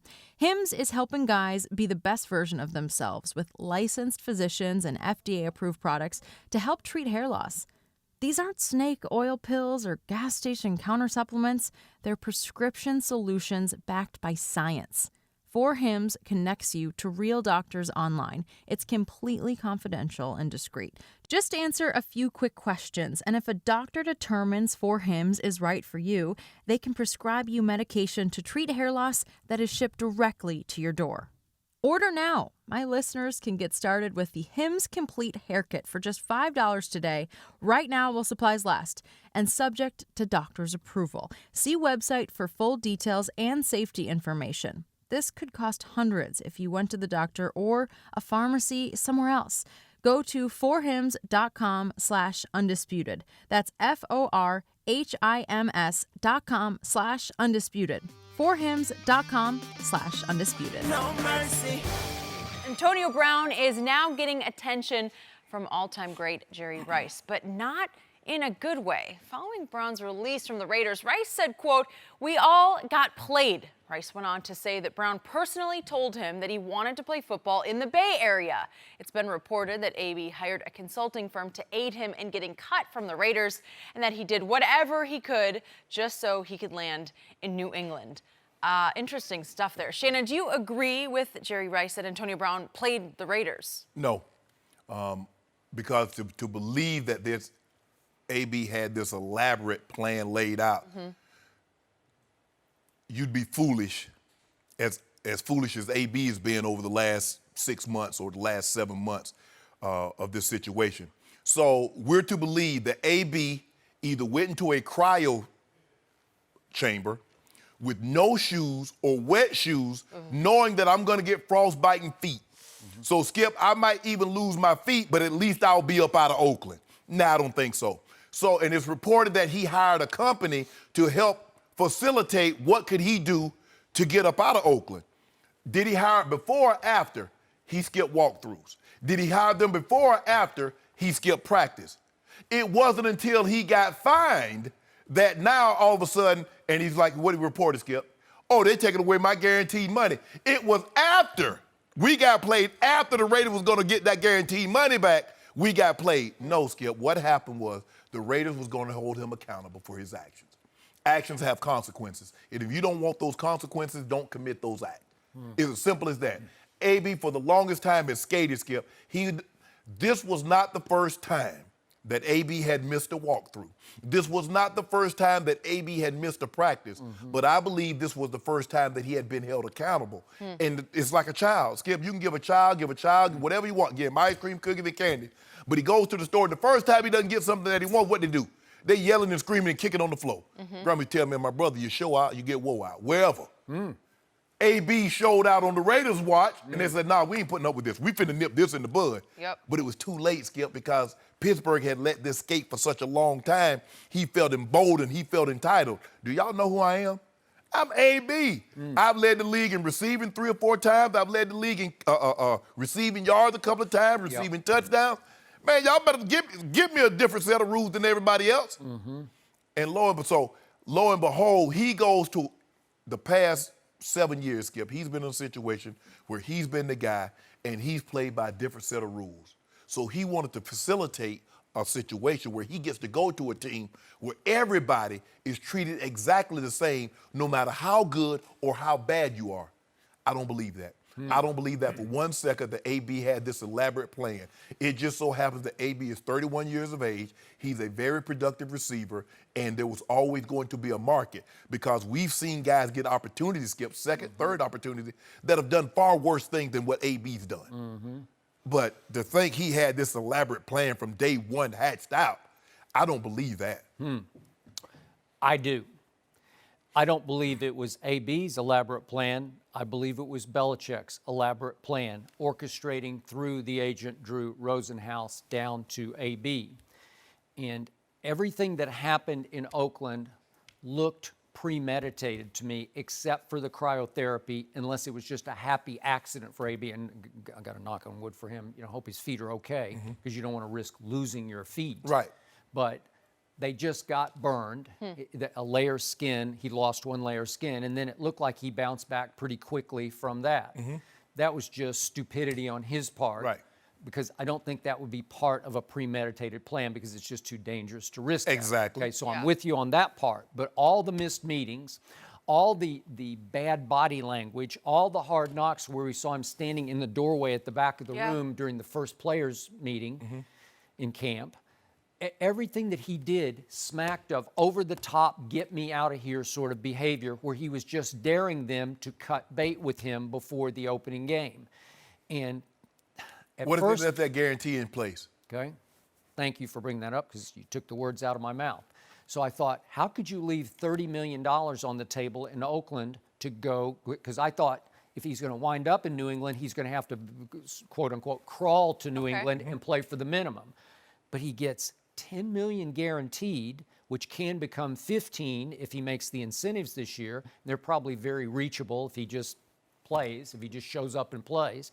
And then next year, the report is that he could get then $20 million guaranteed. Well, that could be a max of $35 million over the next 2 years if you are a model citizen and you play by their rules, which are the hardest rules to play by in the league. But if you do, you're going to make more money in New England than you would have made in Oakland. What's the likelihood you think he plays on a receiver having a $20 million cap hit? That he pays him? Yes. Well, and he makes $20 million next year. Okay. Is he Randy Moss? Is that what he's going to look like? Again, I have my doubts. I have grave doubts. Yeah. You have your doubts about Absolutely. it. But again, it's right there. So the incentive became the opposite of what I anticipated from Belichick. He's put the biggest carrot out there like, hey, you can make all your money and then some if you do it our way. Do it my way here, right? And if you're productive on the field, you can make more money than you were going to make for Gruden out there with your quarterback being Derek Carr. Now you got Tom Brady. So, again, this is like welcome to Patriot heaven, except that the Patriots are the evil empire. Right. Because they are capable. Belichick's highly capable of masterminding this deal, right? Because remember, he tried to get AB first, but it was going to cost him a first-round pick. Right. When in Pittsburgh, obviously said, we're not going to give you our best receiver. Right, and that's the thing is, all things, Skip, you try to get the guy out of the conference. If you can't get him out of the conference, you at least get him out of your division. Okay. And so they were able to get him and keep him in the AFC. But give him to the Raiders. I mean, 3-5. I mean, I believe the Raiders had the most compensation. Yep. No one else was willing to step up and give up because Odell went for a first and a third, a first and a fourth, something like that. Okay. So with that being said, Skip, I just look at it like this. I don't care if you take a polar bear, wherever the polar bears, Alaska, Antarctica, wherever, and you bring him and put him in a zoo in San Diego, or you put him in Atlanta. It's still a polar bear, and he still will tear your butt up if you get in that kennel. Okay, I agree with gonna you. be AB. Skip, at some point in time, for him to be Antonio Brown, he has to be AB. He has to be. Okay, I'm totally with you, but I can see where Belichick's saying, Shannon, the joke's going to be on you because watch what I do. He's a watch this guy, has always been. And the reason I say it's the evil empire is because we know that Robert Kraft has had his issues sort of on and off the field. But in this case, Belichick got busted for Spygate, right? And I know a lot of people, condemn Brady for Deflategate. I still believe, this is my 2 cents from a distance, and from what I've heard from a lot of people close to Brady, that if in fact there was some illegal deflating of footballs going on, it came from the coach and not the quarterback. But that's just Belichick's way. Great coach, but you wonder, why would you have to illegally tape signals in Spygate? Right. Why? Aren't you better than that? No. And obviously he's been accused before by St. Louis Rams, Carolina Panthers, before Super Bowls of illegally taping walkthroughs. Well, you remember Peyton Manning said any adjustment that they have, they did them in the hallway. We never did anything. All that's been going on, so that's Bill Belichick. So the great Tony Dungy said on Sunday night on NBC, he criticized not only Belichick, but Robert Kraft for taking on AB. How could you do this? Well, I think Shannon Sharpe in spirit would agree because you and a lot of ex-players we've had on the show say you're out on him. You're done with it. But for me, Skip, this notion that, these owners have so much about character and coaches care about character, no, you don't. In the entertainment business of sports, the bottom line is winning. Yeah. And I don't care. They'll take a panther, they'll take a lion, they'll take an orangutan if they believe it can help them win. They don't care anything. So this notion about, these owners care. They don't care nothing about no fans. They don't care anything about anything, but they feel that Antonio Brown can help them get number 7. That's why they took Antonio Brown. It wasn't because they think he can be a reclamation project. Okay. That's the same reason they keep Josh Gordon, Skip. They believe Josh Gordon helps them get to number 7. That's what this is about. In sports, that's always what it's been about. Can I remind our viewers, maybe our younger viewers, of how many times Bill Belichick has taken on baggage that had failed at other stops in the NFL? Okay. Go back to Corey Dillon, the running back, Albert Haynesworth, Randy Moss, Chad Ochocinco at that point, Chad Johnson. How about Aaron Hernandez? How about Alfonso Dennard? How about Michael Floyd? Remember that scenario and situation? Kenny Britt was another one. Aqib Talib that you're very familiar with. They took him on when he had all kinds of baggage, and obviously Josh Gordon has had his substance abuse issues. Seems like a great kid, great young man. So again, they take them all on. And what does Belichick have going for him? He's got a quarterback who is the leader in the locker room who completely buys into the Patriot way. The quarterback is coachable, and he's going to completely abide by the strictest, toughest rules in the NFL, right? Yeah. So what does the quarterback always do? Well, he talked about it again. When they sign one of these players, he goes so far as to say, hey, come live with me for a while, right? Well, Skip, when it comes down to it, they say birds of a feather flock together. You don't see penguins and pigeons hanging. No, so maybe ownership and that head coach have more in line with those players than we previously thought. I agree. But you have the incredible luxury of the quarterback who to me is a good guy. Yes. I'm going to say it one more time. I've known dozens of players who played with him. Even our guy James Harrison was there briefly at the end of the year. And he just said, I went in skeptically, and I walked out saying, that guy's legit. Well, Skip, it definitely helps if the quarterback is the leader of your football team and he buys into what the coach signs off on. All right, well, that's what I'm saying. If he buys in. Because he is the most model citizen of all to me in the team concept.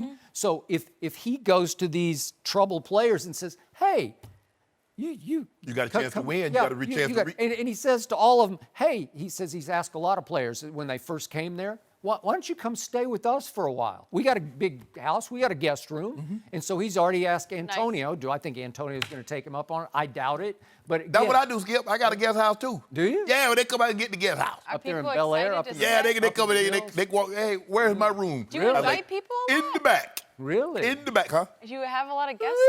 So when James Harrison...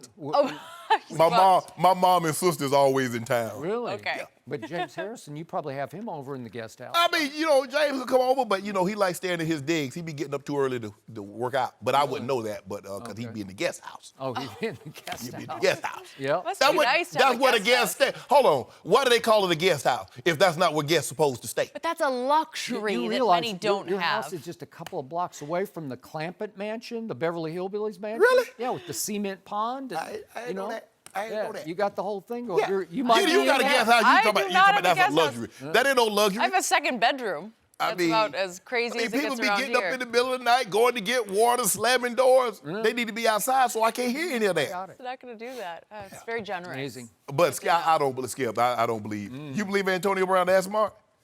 No, Bill, it's Coach Belichick. Belichick. That's the elaborate plan. Okay. We're moving on. Different receiver, different drama is the Odell Beckham edition in Cleveland, turning into a hot mess. We'll discuss. No mercy.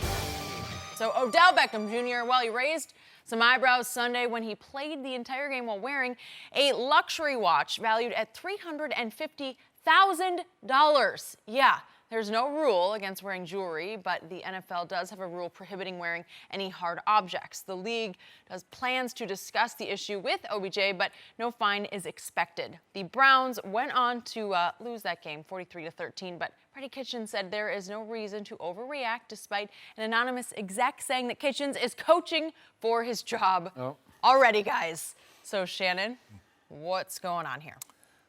Well, I think the biggest thing is, in the watch manufacturer, is Richard Mille, not Richard. I mean, in America, we say Richard.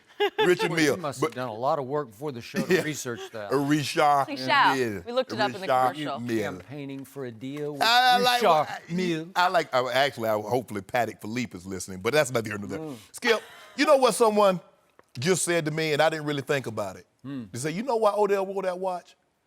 Say, AB was getting all that shine. Everybody talk about AB, AB, AB. If I wear this watch out here, what they gonna be talking about, Skip, when they see me in that? Somebody tweet you that? Nah. Oh, Autumn. Oh, Autumn. Yeah, she auditioned. Our wardrobe. Yeah, Told her wardrobe. she could join us. She auditioned it, trying to get a guest spot every once in a while. Really? I said, no, get back in there. Skip, this good. You said that to her? That's Yeah, terrible. I did. I told her to get back. You're trying to steal my job. By the way, her nephew on Saturday for my Oklahoma Sooners intercepted a pass and ran it back. Right. South Dakota. Buki, Radley Hiles. Good Thank old you. Buki. It's about South Dakota State. Shout her out. No.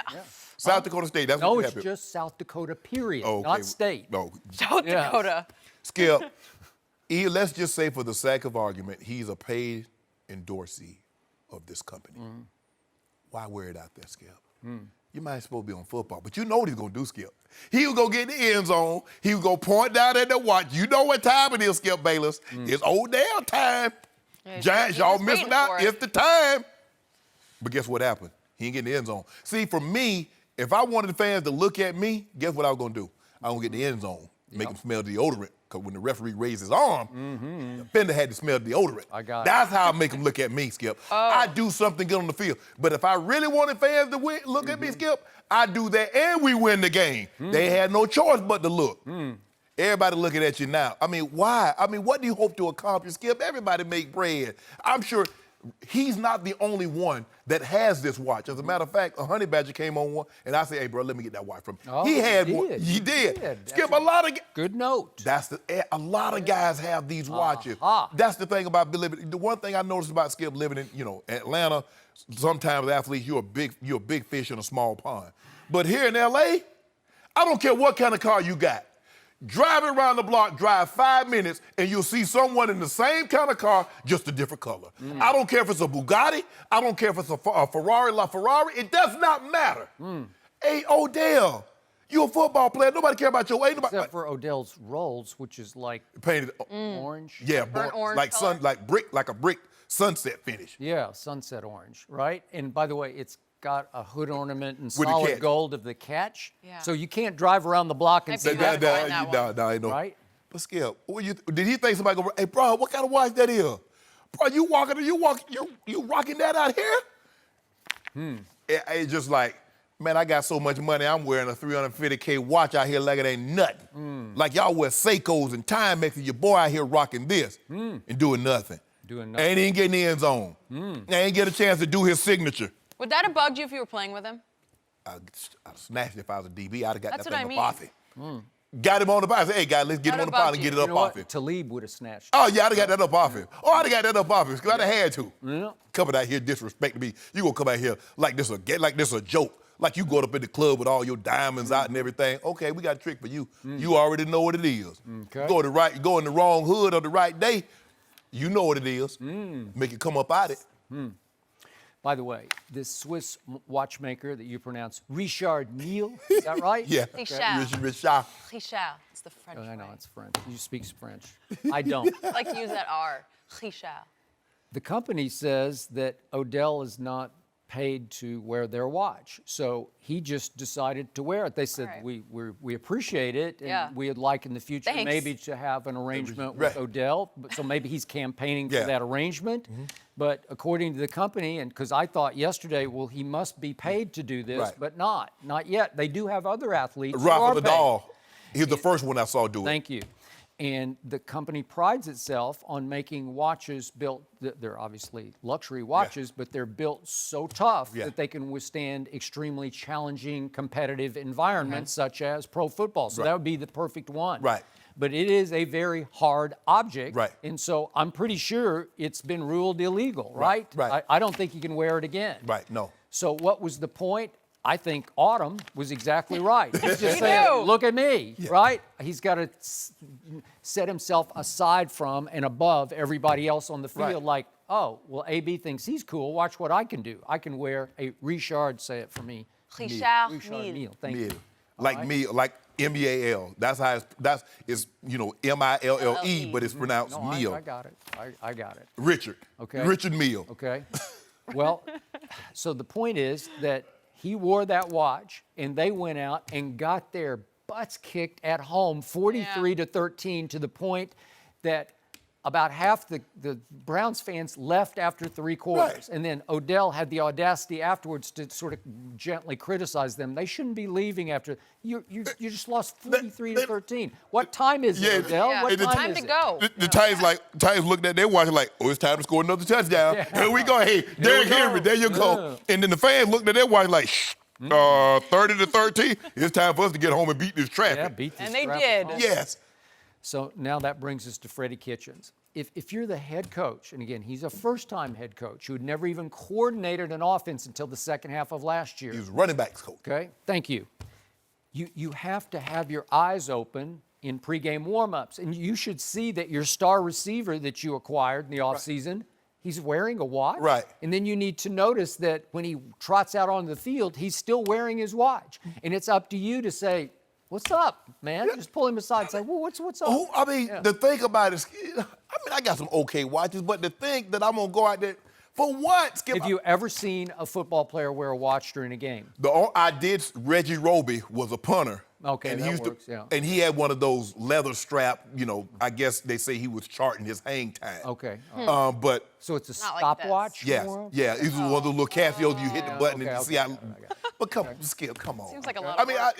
it started with guys, when I was playing in like the tail end of my career, Skip, guys started wearing wedding bands where they didn't want the hard metal, so they started getting the rubber ones now, Yeah, the rubber, people do the that. black and the blue. And so we started seeing that. I'm like, dude, nobody trying to pick you up on the field, so what, you married. You good out here, bro. You good. You don't try to, ain't nobody looking at you like, oh, he married. I ain't no sense in me picking him up. No, you got to go easy on them.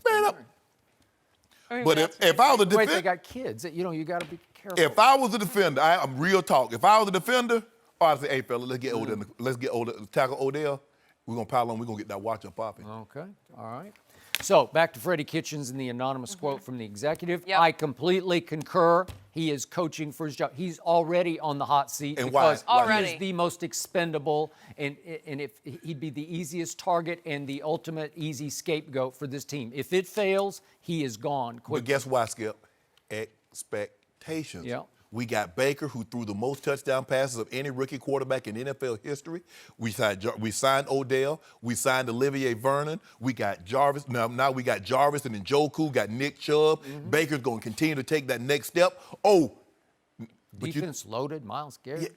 yeah, Greedy Williams, the kid from the other kid from Ohio, Denzel Ward. Oh, yeah, Denzel. Oh, they got two good linebackers, Schobert and Kurtz. But at the end of the day, Skip, you don't pick up where you left off. You got to start all back over again. And everybody else like, man, I'm tired of hearing about the Browns. What have they ever won? Most of the time, the Browns had last won the division in 1989. Yep. A lot of the guys on the Browns weren't even born in 1989. Nope. And a lot of other players in the NFL don't care anything about the Browns. Oh, they got the most Super Bowl bets. Baker Mayfield is the 5th favorite to win the MVP. And the Titans like, and? Number one selling jersey Yeah. going into Sunday, Baker Mayfield. Well, he needed to have sold the Titans not to put foots in him. And they wasn't listening. Because Derrick Henry ran up and down the field. He was looking at his watch, he was running like, man, I'm moving. I'm running about 21 miles an hour. You know what? Wow. Titans Lost. woke up. Hey, but see right here, you know what this is right here? This is a LeBron James. It is AP. It is a LeBron James. Number 53 of 600 made. I mean, it's impressive. Did he give it to you? Now you gonna see, Skip, I can't tell you nothing. I'm telling you that old Bron. Yeah, if you get sick of that one, I can take it. But I ain't wearing it on no field. Just going to wear it on the show every Yeah, so you know. often. A lot of watch give talk you today. Skip, there you go, man. The man gotta make a living. How the man gonna make a living by giving stuff away? We got to move on, But I guys. need a Paddock Philippe. Hey, Paddock, let your boy get that 5980 Rose Gold. Maybe LeBron's just this. buying insurance. I don't know. We you are go. going to You go know you're a back to hater. Antonio Brown next. hater. This experiment, is it going to work in New England? Reggie Bush, he's here, no. guys. Let's get his take on it next. No mercy. So Antonio Brown's tenure with the Raiders is officially over, and AB is already working with Tom Brady to get up to speed with his new team in New England ahead of this week's game against the Dolphins. In an interview yesterday, Brady had high praise for his new teammate, but made sure the focus was still on getting to work. Take a listen. Antonio, meeting him today, I really enjoyed being around him. He's a very smart football player, knows how to play the game. He's been extremely productive. I'm not buying into any hype or potential. I'm into work. He's into work. And our entire offense is into doing what's in the best interest of the team. And I'm really excited to get to practice on Wednesday. All right, Super Bowl champ and Fox Sports college football analyst Reggie Bush joins us this morning. Reggie, this drama, is it going to work in New England? Well, Tom Brady just told you everything you need to know, right there. He put it out and laid it on the table for you. I don't care what you did before you got here. None of that matters. I don't care about the touchdowns, about the money you may have got or did not get. When you come to New England Patriots, there is a Patriot way, and there's a way that we do things. You have to be extremely unselfish. So by my standards, I don't think it's going to work on a one-year prove-it deal, because that's exactly what you have to do. You got to prove it for the next contract. You're playing this year for next year. And so you go from a team that needs you to a team that does not need you. They got a ton of weapons over there. And so let's talk about the workload that he has in front of him, because it takes at least 2, 3, 4 months to learn a new system. I mean, to really know it, right? To know the checks, to know the reads. You also got to be able to adjust on the fly in real game time situation. AB is going to spend half the season just trying to learn the playbook. And so then you have to factor in the chemistry, right? That receiver quarterback chemistry, that takes years to build. That is not just plug and play. You don't just show up week one and say, I got Tom Brady, I'm ready to go ball out. Because there's a bunch of other guys in front of you that have been there since minicamp, OTAs, that have a significant head start. Been there for years. They've been there for years. They've been there for a while. And so if this was minicamp, OTAs, AB, I'll say, oh, yeah, it's going to work. But to think that you can just step into an organization like the Patriots and say, Tom Brady's my quarterback, I'm about to go ball out in week 2 when I don't even know anything about this team, I don't think that's going to work out. And I think that he has to be extremely unselfish as well, but also understand and know that, bro, you got a lot of work ahead of you, a lot. And then you have to go play football. So I don't think it's going to work out by those standards. Listen to Tom, he said something very interesting. He said on offense, we play offense and we do what's in the best interest of the offense. Antonio Brown has always done what was in the best interest of Antonio Brown. Let me ask you a question, Skip. What happens, let's just say he's open and he doesn't get the ball. Now, we saw last year in Pittsburgh when he was open and he didn't get the ball, he throwing water coolers, he punting, he kicking everything. So what happens, he's open and he doesn't get the ball. The one thing you don't see from Patriots offensive players is bad body language. Ain't no slumping no shoulders. Ain't no taking the heads off, I was open. Ain't no hands up like this, what are you going with the ball? At the end of the day, Skip, I just don't think it's going to work because I don't know how much Antonio Brown is going to be willing to change. See, for the longest time, he's been the man. And when you're the man, you get all the attention. I'm getting all the targets. The coach goes into the game like, how many different ways can we get Antonio the ball? That ain't what they do. Because on a given Sunday, a team might say, you know what, we're taking Tom Brady away, and Sonny Michel and Burkhead and those running backs run for 250. And you got to be perfectly fine for that. And then you watch Julio go for 275. You watch D-Hop go for 185. Mike Evans get 165. You got 2 catches for 14 yards. That's real pressure, too. Skip. Because guess what? You can't be a top 5 receiver in that offense. Because Edelman get all them catches. Edelman get catches, and ain't nobody said Edelman's a top 10 receiver. It's going to be very interesting to see. I've said this before. I don't believe it's going to work because I believe at the heart of everything is his selfishness. And he went to an organization that requires you to be selfless. Selfless. It's true. Good line. It is good. I predicted before this show that Reggie Bush would say this will work. And I'm surprised, pleasantly surprised, that you just said no. And you made some really strong football points I had not thought of because you can't just snap your fingers and say, okay, let's go play. Now, you might be able to play at Miami because what's left of Miami. Anyone. Oh, they just draw it up as they go along anyway. So Draw it up in the second. See what you can do. Obviously, if any coach and quarterback can make this work, these two guys, because they're both watch us guys, like watch what we do with the guy with all the baggage. Watch what we've done with Josh Gordon. But it took time with Josh Gordon. He had to figure it out. He had to figure out Brady because there's no quarterback who requires more precise route running and timing than Tom Brady. Nobody. Nobody does because the ball is 1, 2, 3, gone. Right? He's not going to do Deshaun. He's not going to wait and say, I'll duck under and scramble left and scramble right, and then I'll make a throw and you can hit me up under my chin while I'm making it. You know, he's not going to do it because he's 42 and he wants to play until he's 45. So the timing has to be precisely perfect. Well, you can't just snap your fingers and say, let's go in the backyard. Come stay at my house and let's go in the backyard on the day off and we'll figure it out, right?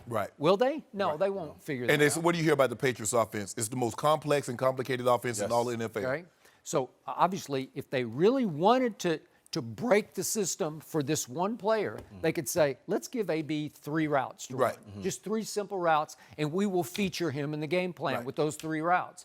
And we'll practice those on Wednesday, Thursday, Friday, and then that'll be enough. Well, they don't. He already said it. He said we don't do that. We run our offense. Our offense is what it is, Skip. You have to fit into their offense. They're not fitting an offense. They're not built. They built the offense around a guy. It's number 12. They're not building the offense around another guy. Okay. What receiver and quarterback have maybe the best chemistry in the league? It would be Edelman and Brady, right? Sure. Because it's so much is required of that slot receiver on check with me's and option routes. But Skip, that's 7, 8, 9 years in the Yeah, making. 20 years. That ain't 8 days. Okay. Josh Gordon is figuring it out, as we saw on Sunday night. And Philip Dorsett is starting to get it, but it took 3 years. Right, And he's starting to figure it out. And he finally got a deep route that he got free Right. on and hit him right in the hands with it, right? Right. Yeah. So now N'Keal Harry looked like he was just starting to get on Brady's page, and he hurt himself, and he's gone for 8 games. But trust me, he's a stud, man. He's in again, Belichick never has taken a receiver in the first round until this past draft, and he took N'Keal Harry from Arizona State. Right. So you don't think he's got a place here going forward? But Skip, it's easy. Look, Philip Dorsett catching a few passes is one thing because he was catching a few passes in Indy. Yep. It was easier for me to transition going from Denver to Baltimore because my production had started to decrease in Denver. Now, you catch me in the prime, and I go to Baltimore, and all of a sudden I'm catching 60 balls as opposed to the 80s. Now we're going to have a problem, Skip Bayless. How do you go from catching 118, 127, all the way down to 55, 60? Yeah. Okay. So you go from a game where you might not get any targets because with the Patriots, the way they operate is it can be anybody. It could be Rex Burkhead. It could be James White. And by the way, those two will get 5 or 6 targets a game. Yeah, for sure. Yes. Because they feature the running backs in their passing game. And Burkhead's really good. And James White's really good. So they'll have a couple routes for him, a couple easy routes. They won't throw him into the fire because he won't be ready. There's no way he will be ready to understand the total complexity of this offense and to be able to play fast in it because ultimately in this offense, you have to be able to play fast. You cannot be out there second-guessing your routes. People telling you where to line up. People telling you this is what you got on this play. Like, they don't have time for that. And so somebody else might be ready to play November 1st. His name is Rob Gronkowski. He might be ready to come back because he'll be healed up mentally and physically. What if he does? What if N'Keal Harry and Gronk join this group and AB's in the middle of it? Help me out. That pie getting smaller. Okay. That Can pie's AB getting a lot get smaller. 8 or 10 targets a game? Oh, no. I mean, there have been times when Gronk was the most dominant offensive player in all of football, and he wasn't getting 8 and 9 targets a game. Sometimes he only got 5, 6. Because they're chameleon offense. The defense will dictate what they're going to do on a given Sunday. Okay, y'all want to stop the run? Okay, Tom's going to throw for 400. Y'all going to play coverage? Okay, we're going to run for 250. That's the way it is. And look, I didn't mind telling guys, Skip, rookies, young guys coming in there, where to line up and what they got to do. But at some point in time, I'm like, damn, dude, you getting a check too. You need to study your playbook. I got to worry about, what I got to line up and what I got to do on this adjust. And I got to tell you where to line up and what you got to do, bro. Get that playbook. And that playbook this thick too. Interesting. It is not small. And have we ever heard that he's a guy who studies the game, or it's just come so easy that he hasn't had to? Well, he's been in the same offense. He's been in the same offense his whole career. It's not like he even really So it's like had time with the Tom Raiders. don't really need to study, Skip. He hears the same plays over and over for 20 years. And that's what's so amazing about him. I got tired of hearing two-jet flanker drive. I got tired of hearing watch stick and bingo pick. Tom has heard the same language. Yeah, but what did you see in Tom versus time? He sits at his Studying computer always. at night, he's studying the opponent. He's not studying him, he's studying them. He already knows his stuff. He knows his place. Okay. Well, we got to shift over to college football since we got Reggie here. And despite Jalen Hurts and Oklahoma rolling to another win over the weekend, the Sooners still dropped in the AP Top 25, falling from 4th to 5th after being, leapfrogged by LSU. Quite a win. I know. I don't know if you were going to like that word. Skip, you have been all in on Jalen and the Sooners. I have. Do you have a problem with this? I was outraged when I saw this. And I got a little outraged listening to the great Kirk Herbstreit do the telecast on Saturday night. I watched the whole game, and I love Kirk, and I'm usually right with Kirk in his evaluations and impressions and opinions. But as the game wore on, he was starting to make the case, LSU looks so good tonight, maybe they should vault to number 1. And I believe that swayed some of the voters. Like, to number 1, I'm watching LSU give up 530 yards to Sam Ehlinger and the Texas Longhorns, albeit in Austin. But LSU has gone from all defense, to all offense and no defense. 530 yards, and all of a sudden you leapfrog a team Oklahoma that can only do what it does. You know, it can beat Houston, it can beat South Dakota. Well, stop playing South Dakota. Well, it's You put them on the schedule. What did St. Nick say the other day? We'll play anybody. You can't get anybody to play you. Yeah, they scared of it. Yeah. Do you want to? Is that what you want on your resume in the regular season? Do you really want Alabama in the regular season on your resume if you're not in the SEC? I don't think so. You want Lincoln Riley's offense I on want your him. schedule? You do not. I want them because guess what? You don't keep that offense out there all the time. You got to play defense, and your defense is garbage. But anyway, Skip, It's not look, as much garbage as it used to be. Skip, look at LSU. Joe Burrows threw for the transfer from Ohio State, threw for the second most yards in LSU history. Okay. They had, for the first time in LSU history, 3 receivers go over 100 yards. As you mentioned, they're not a dot the I tossing to them. Now they're a throwing team. I think the coordinator came from was on the staff at the Saints. Yep. And they've Adrian and said, "Oh, bro, whatever you want, you got my blessing." Okay. And that's the way they're going to play. Now, Alabama got their work cut out for them. Texas is a what conference defense? It's a Big 12. 12. Thank you. Yeah. Oh, you blast the Big Not 12. You known for ridicule the it. Big 12. Yeah. You say anybody could throw for 600 yards. That's why Jalen Hurts got 700 yards in 2 games. There you go. Okay. And he had one 300-yard game. So the biggest issue for me that I have is the fact that we have to have this conversation because there's only 4 teams they let in the playoffs, right? Like, why do I only get to see 4 teams play against each other in the playoffs, right? Because that'd be the same thing if it's in the NCAA in basketball. We just go right to the Final Four, right? To me, there are a lot of good teams out there: Auburn, Alabama, Texas, Clemson, LSU, Ohio State. There's some really good teams out there who I would love to see those teams duke it out and battle it out in a playoff system. But how many? 8? 8, 10. You know, But then they're going to say 12, and then they're going to say 16. Right. And pretty soon it's going to be just like hockey. Everybody getting the playoff. No. I tell you what you do. All you got to do is just win your games. Maybe get to your conference, win your conference. If you win all your games and lose the championship game, maybe you get a chance. But don't be mad because we Bama. Right. And we there every year, the Alabama Invitational. We'll decide who gets invited. I won't be mad if you take care of LSU for me. Because that game's at Tuscaloosa. Really? Why we need to take care of y'all for you? Handle y'all business. Y'all worry about Sam Elliott. We can't handle that business. We don't get to play LSU. Texas got something for y'all. We'd put up 70. That's going to be a fun one. And this is the best LSU offense that we've ever seen. Ever. Quick turnaround. I might even go to the Red River Rivalry, go to that big county fair. You guys, let's do the show from there. We are. Well, you guys are going to be there. I'll be there. Yeah, we want to do that. Shannon? Let's do the Red Corn River. dogs. Feel free. Fried turkey legs. I just want to go to the county fair. Yeah, well, clearly you would be all about the fair. Fried- I'll work on that. I'll see Jenny what I want can them fried do. Twinkies. How them fried Twinkies taste? Real good. Don't worry, I've tried them. Don't worry, guys. You can catch Reggie every Saturday on Big Noon Kickoff, the new college football show on Fox. We're loving watching you guys. Thank you for coming in. Is it too early to start comparing the Cowboys' current weapons to their 90s dynasty? No. We're going to go there. That's next. No mercy. Jerry Jones is not hiding his excitement about this current Cowboys team. After an opening week win on Sunday, Jerry was quick to compare Dak, Zeke, and Amari to his Super Bowl winning teams from the 90s. Jerry said this quote, I'm going to try here, guys. Anytime you put in place the 1-2 punch, I know if they tried to put more up in the line to stop Emmett back in those days, then Aikman would pick them apart going down the field. One or the other. I don't know if I have seen us since those days being able to take whatever the defense gives us and find an answer. I feel that. I saw us do that out there against the Giants today. So, Skip, are these comparisons a bit premature?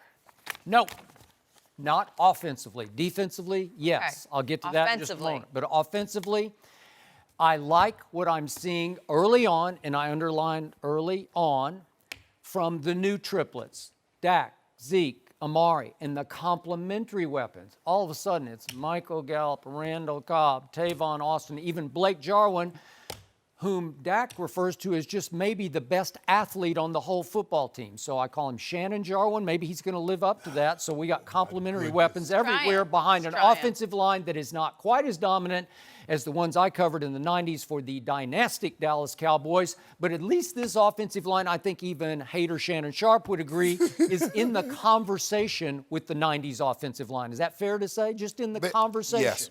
Okay.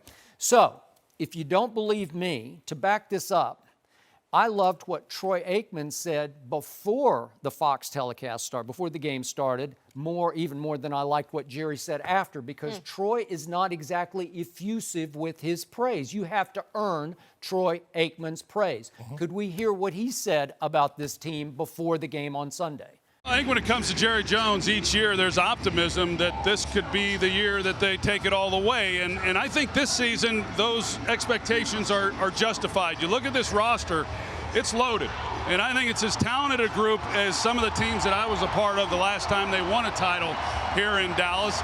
Wait a second. Troy Aikman just said this roster is as talented as some of the teams I won Super Bowls with in the 90s here in Dallas, Texas. That's high praise. Now, obviously, you're going to have to back it up by winning Super Bowls with an S on the end of it, plural. But is it possible that these triplets are on their way to the Hall of Fame? Obviously, Zeke is off to the best start because he has led this league in rushing 2 of the 3 years, and he's led this game in average yards rushing per game all 3 years. Correct. So is he on a Hall of Fame arc? Yes. Can we say that? Yes. Dak Prescott, last 10 games last year after he got Amari Cooper, led this league in completions. Pro Football Focus ranked his game on Sunday as the best quarterback game played of all the games played in week 1. And Dak Prescott has led this league in fourth quarter comeback drives for the last 3 years, over the last 3 years. So is it possible, if he continues on his arc, could he make it to the Hall of Fame? You probably would laugh at that, but I think it's possible.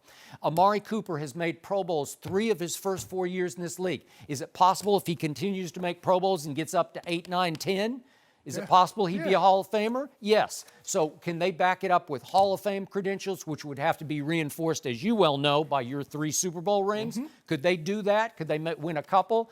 I say yes. So I don't think these are far-fetched comparisons early on because I see the makings of greatness. I've seen enough on the field actually perform up to that level to say, yeah, I'm good. I embrace the comparisons now. Well, I ain't good.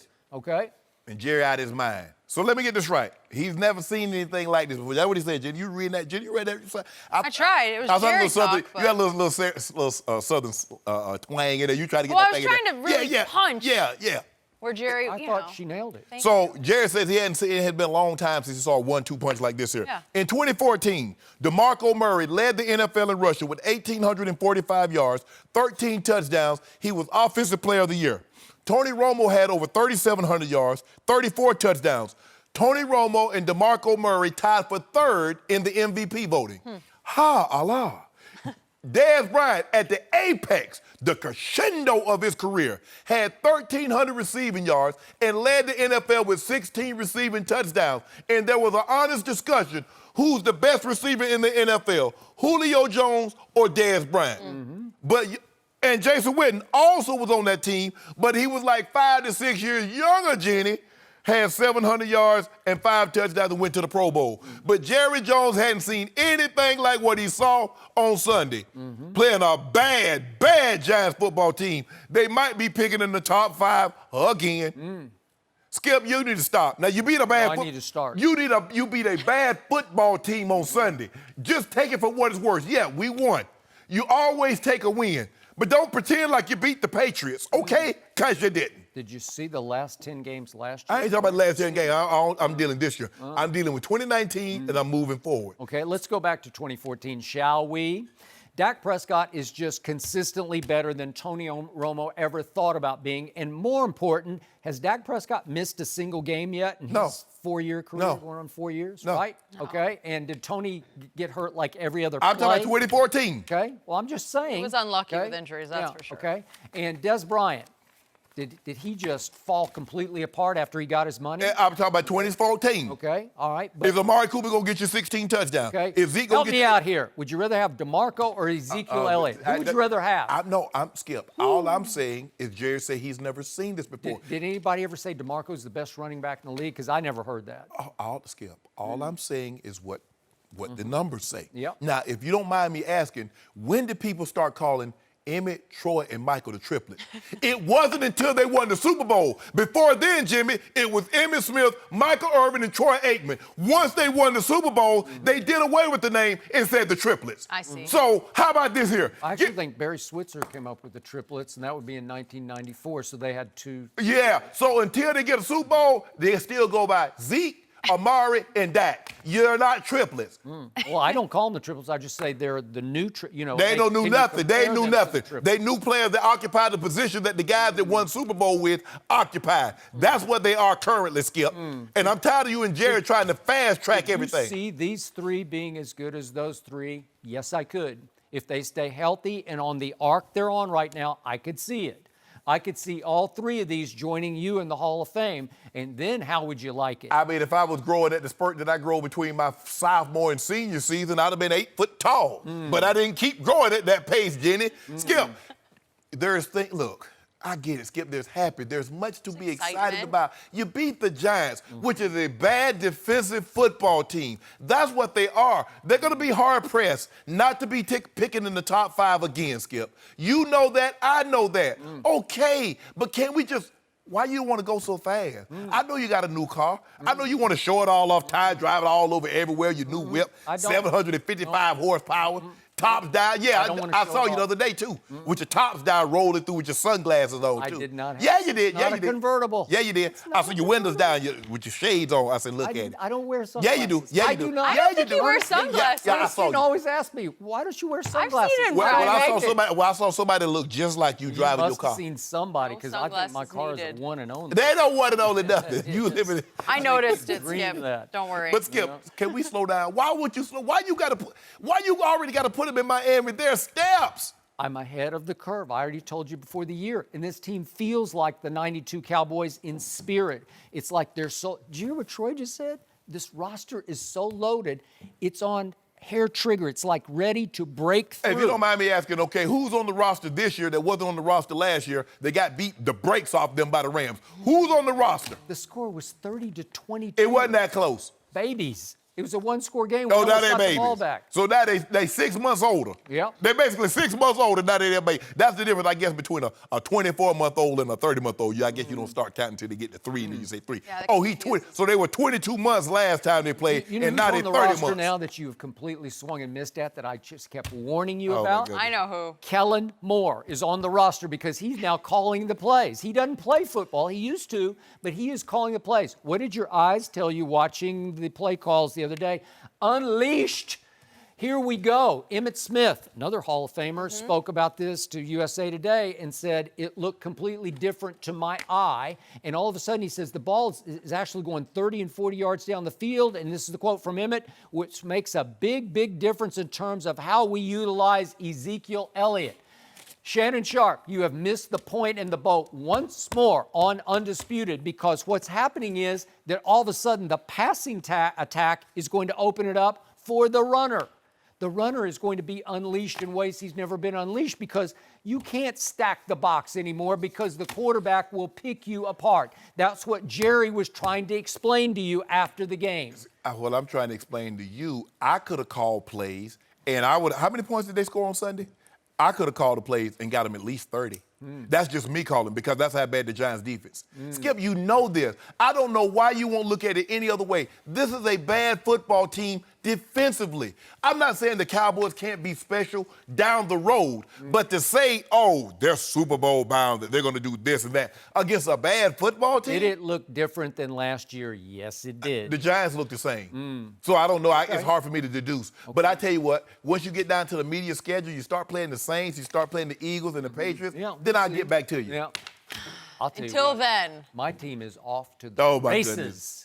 Jerry did compliment Kellen Moore, though, after the game, and then everybody is. Kellen said back, well, it must be a good sign because he used to call me Keelan, so at least he actually knows his name. He's paying attention to the guy, so, Correct. you know. Yep. Your day coming. You are You're tough, about Shannon. To be bigger and I bigger just want you trouble. to know Get this your day guy. is coming. And when you know how I get? My day is here. No.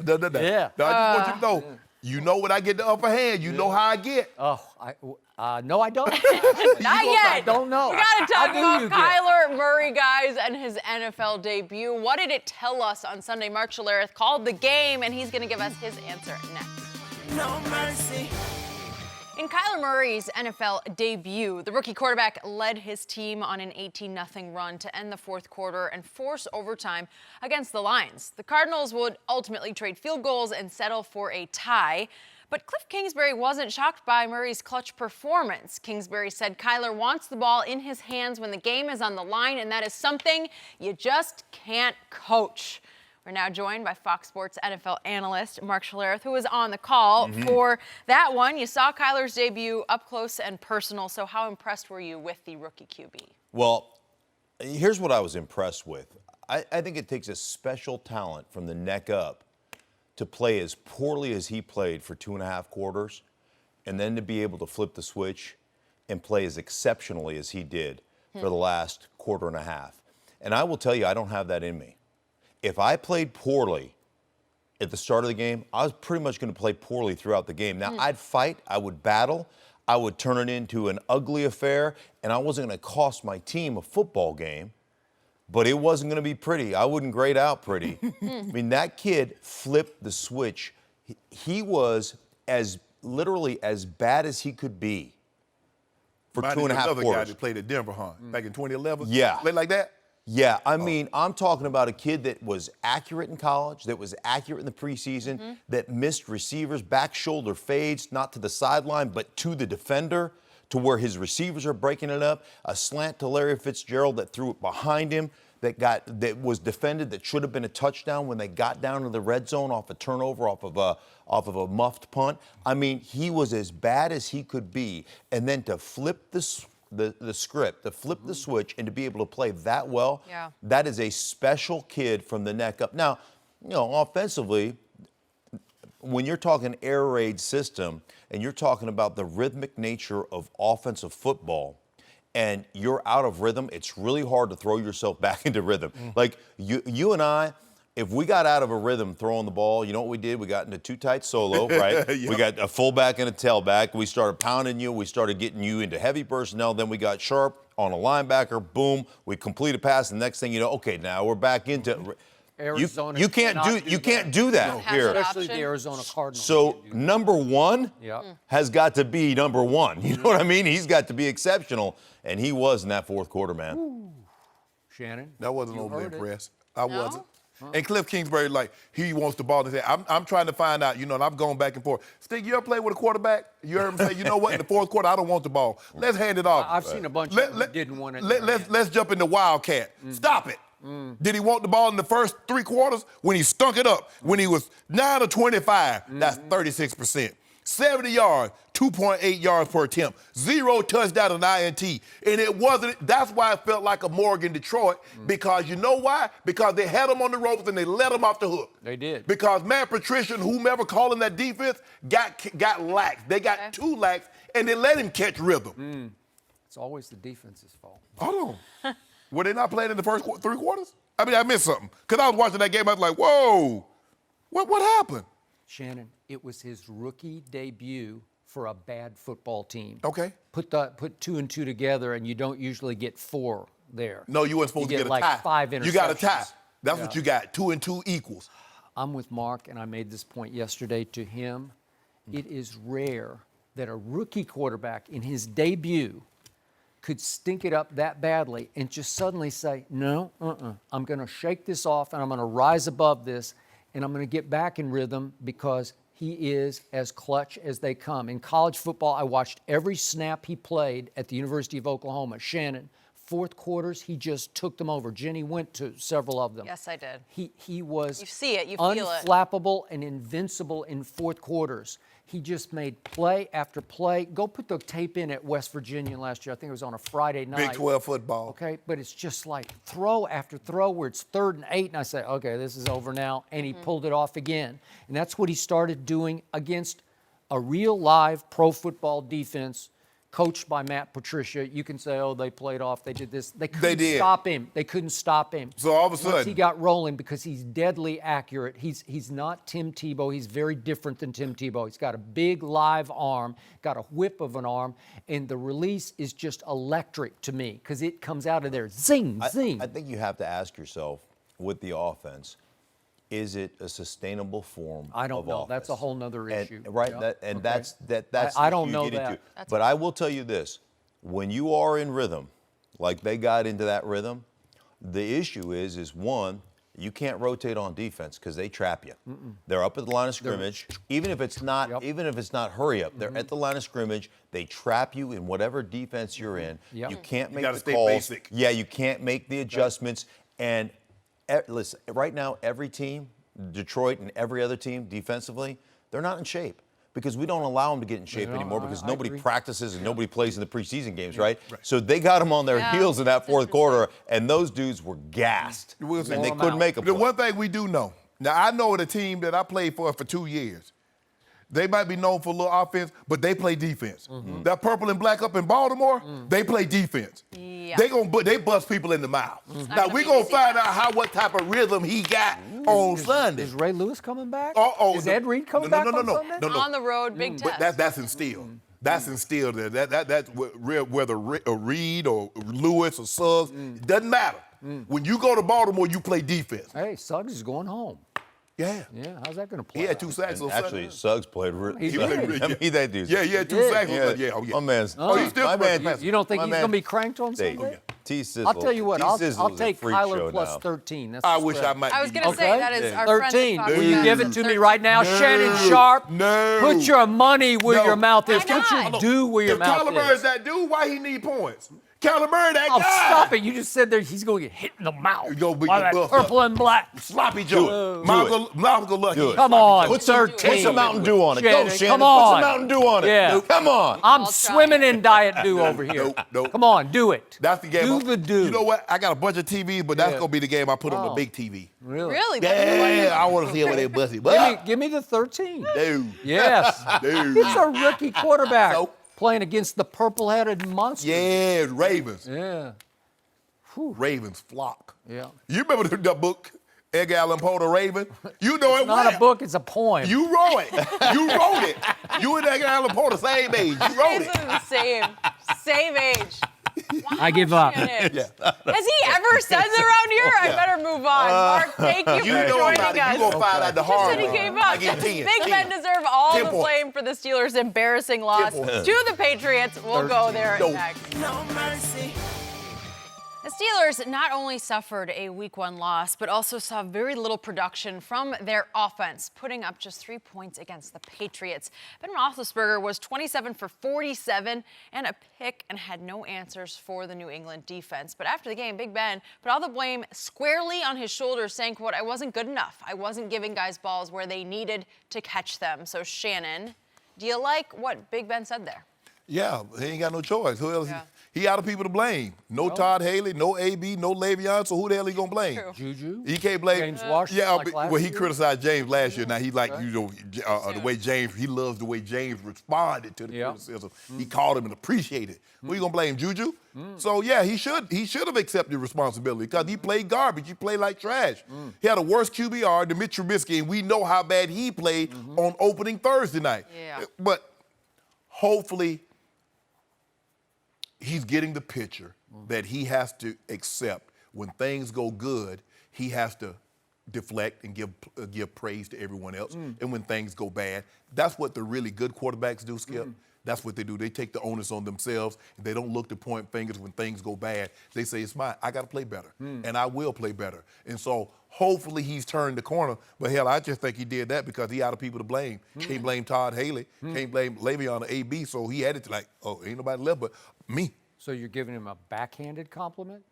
You're damning with faint praise? That's the kind of compliment. Really? Good job. Yeah. Now get on out there. Get on out there, son. Well, he could have blamed Mike Tomlin for not having the team ready for a big game. Yeah, no, he wasn't soon. ready. It's too soon. How about him? He. Okay, so you have been harshly critical of Ben Roethlisberger for a couple of years now. And for once, he just said, it's all on me. So isn't that a sign, even at age 37, of some growth in it? At some point in time, I run out of excuses. If I keep coming and I ain't got my homework, the dog ate it, it went in the shredder, my mom threw it away, it got wet. I mean, at some point in time, the teacher gonna look at me and say, what's next, Shannon? I'm out of excuses, teach. I just didn't do it. Really? Damn it, I just didn't do it. Now, Has Ben ever done anything in his career? Did he win a couple of Super Bowls? Did he play in 3? Whoa. Success. Yeah. If that's what you want to call that first one, I wonder what his QBR was in that first Super Bowl. Did you see that performance? Did they win? See? So Okay. I just want you to remember that now.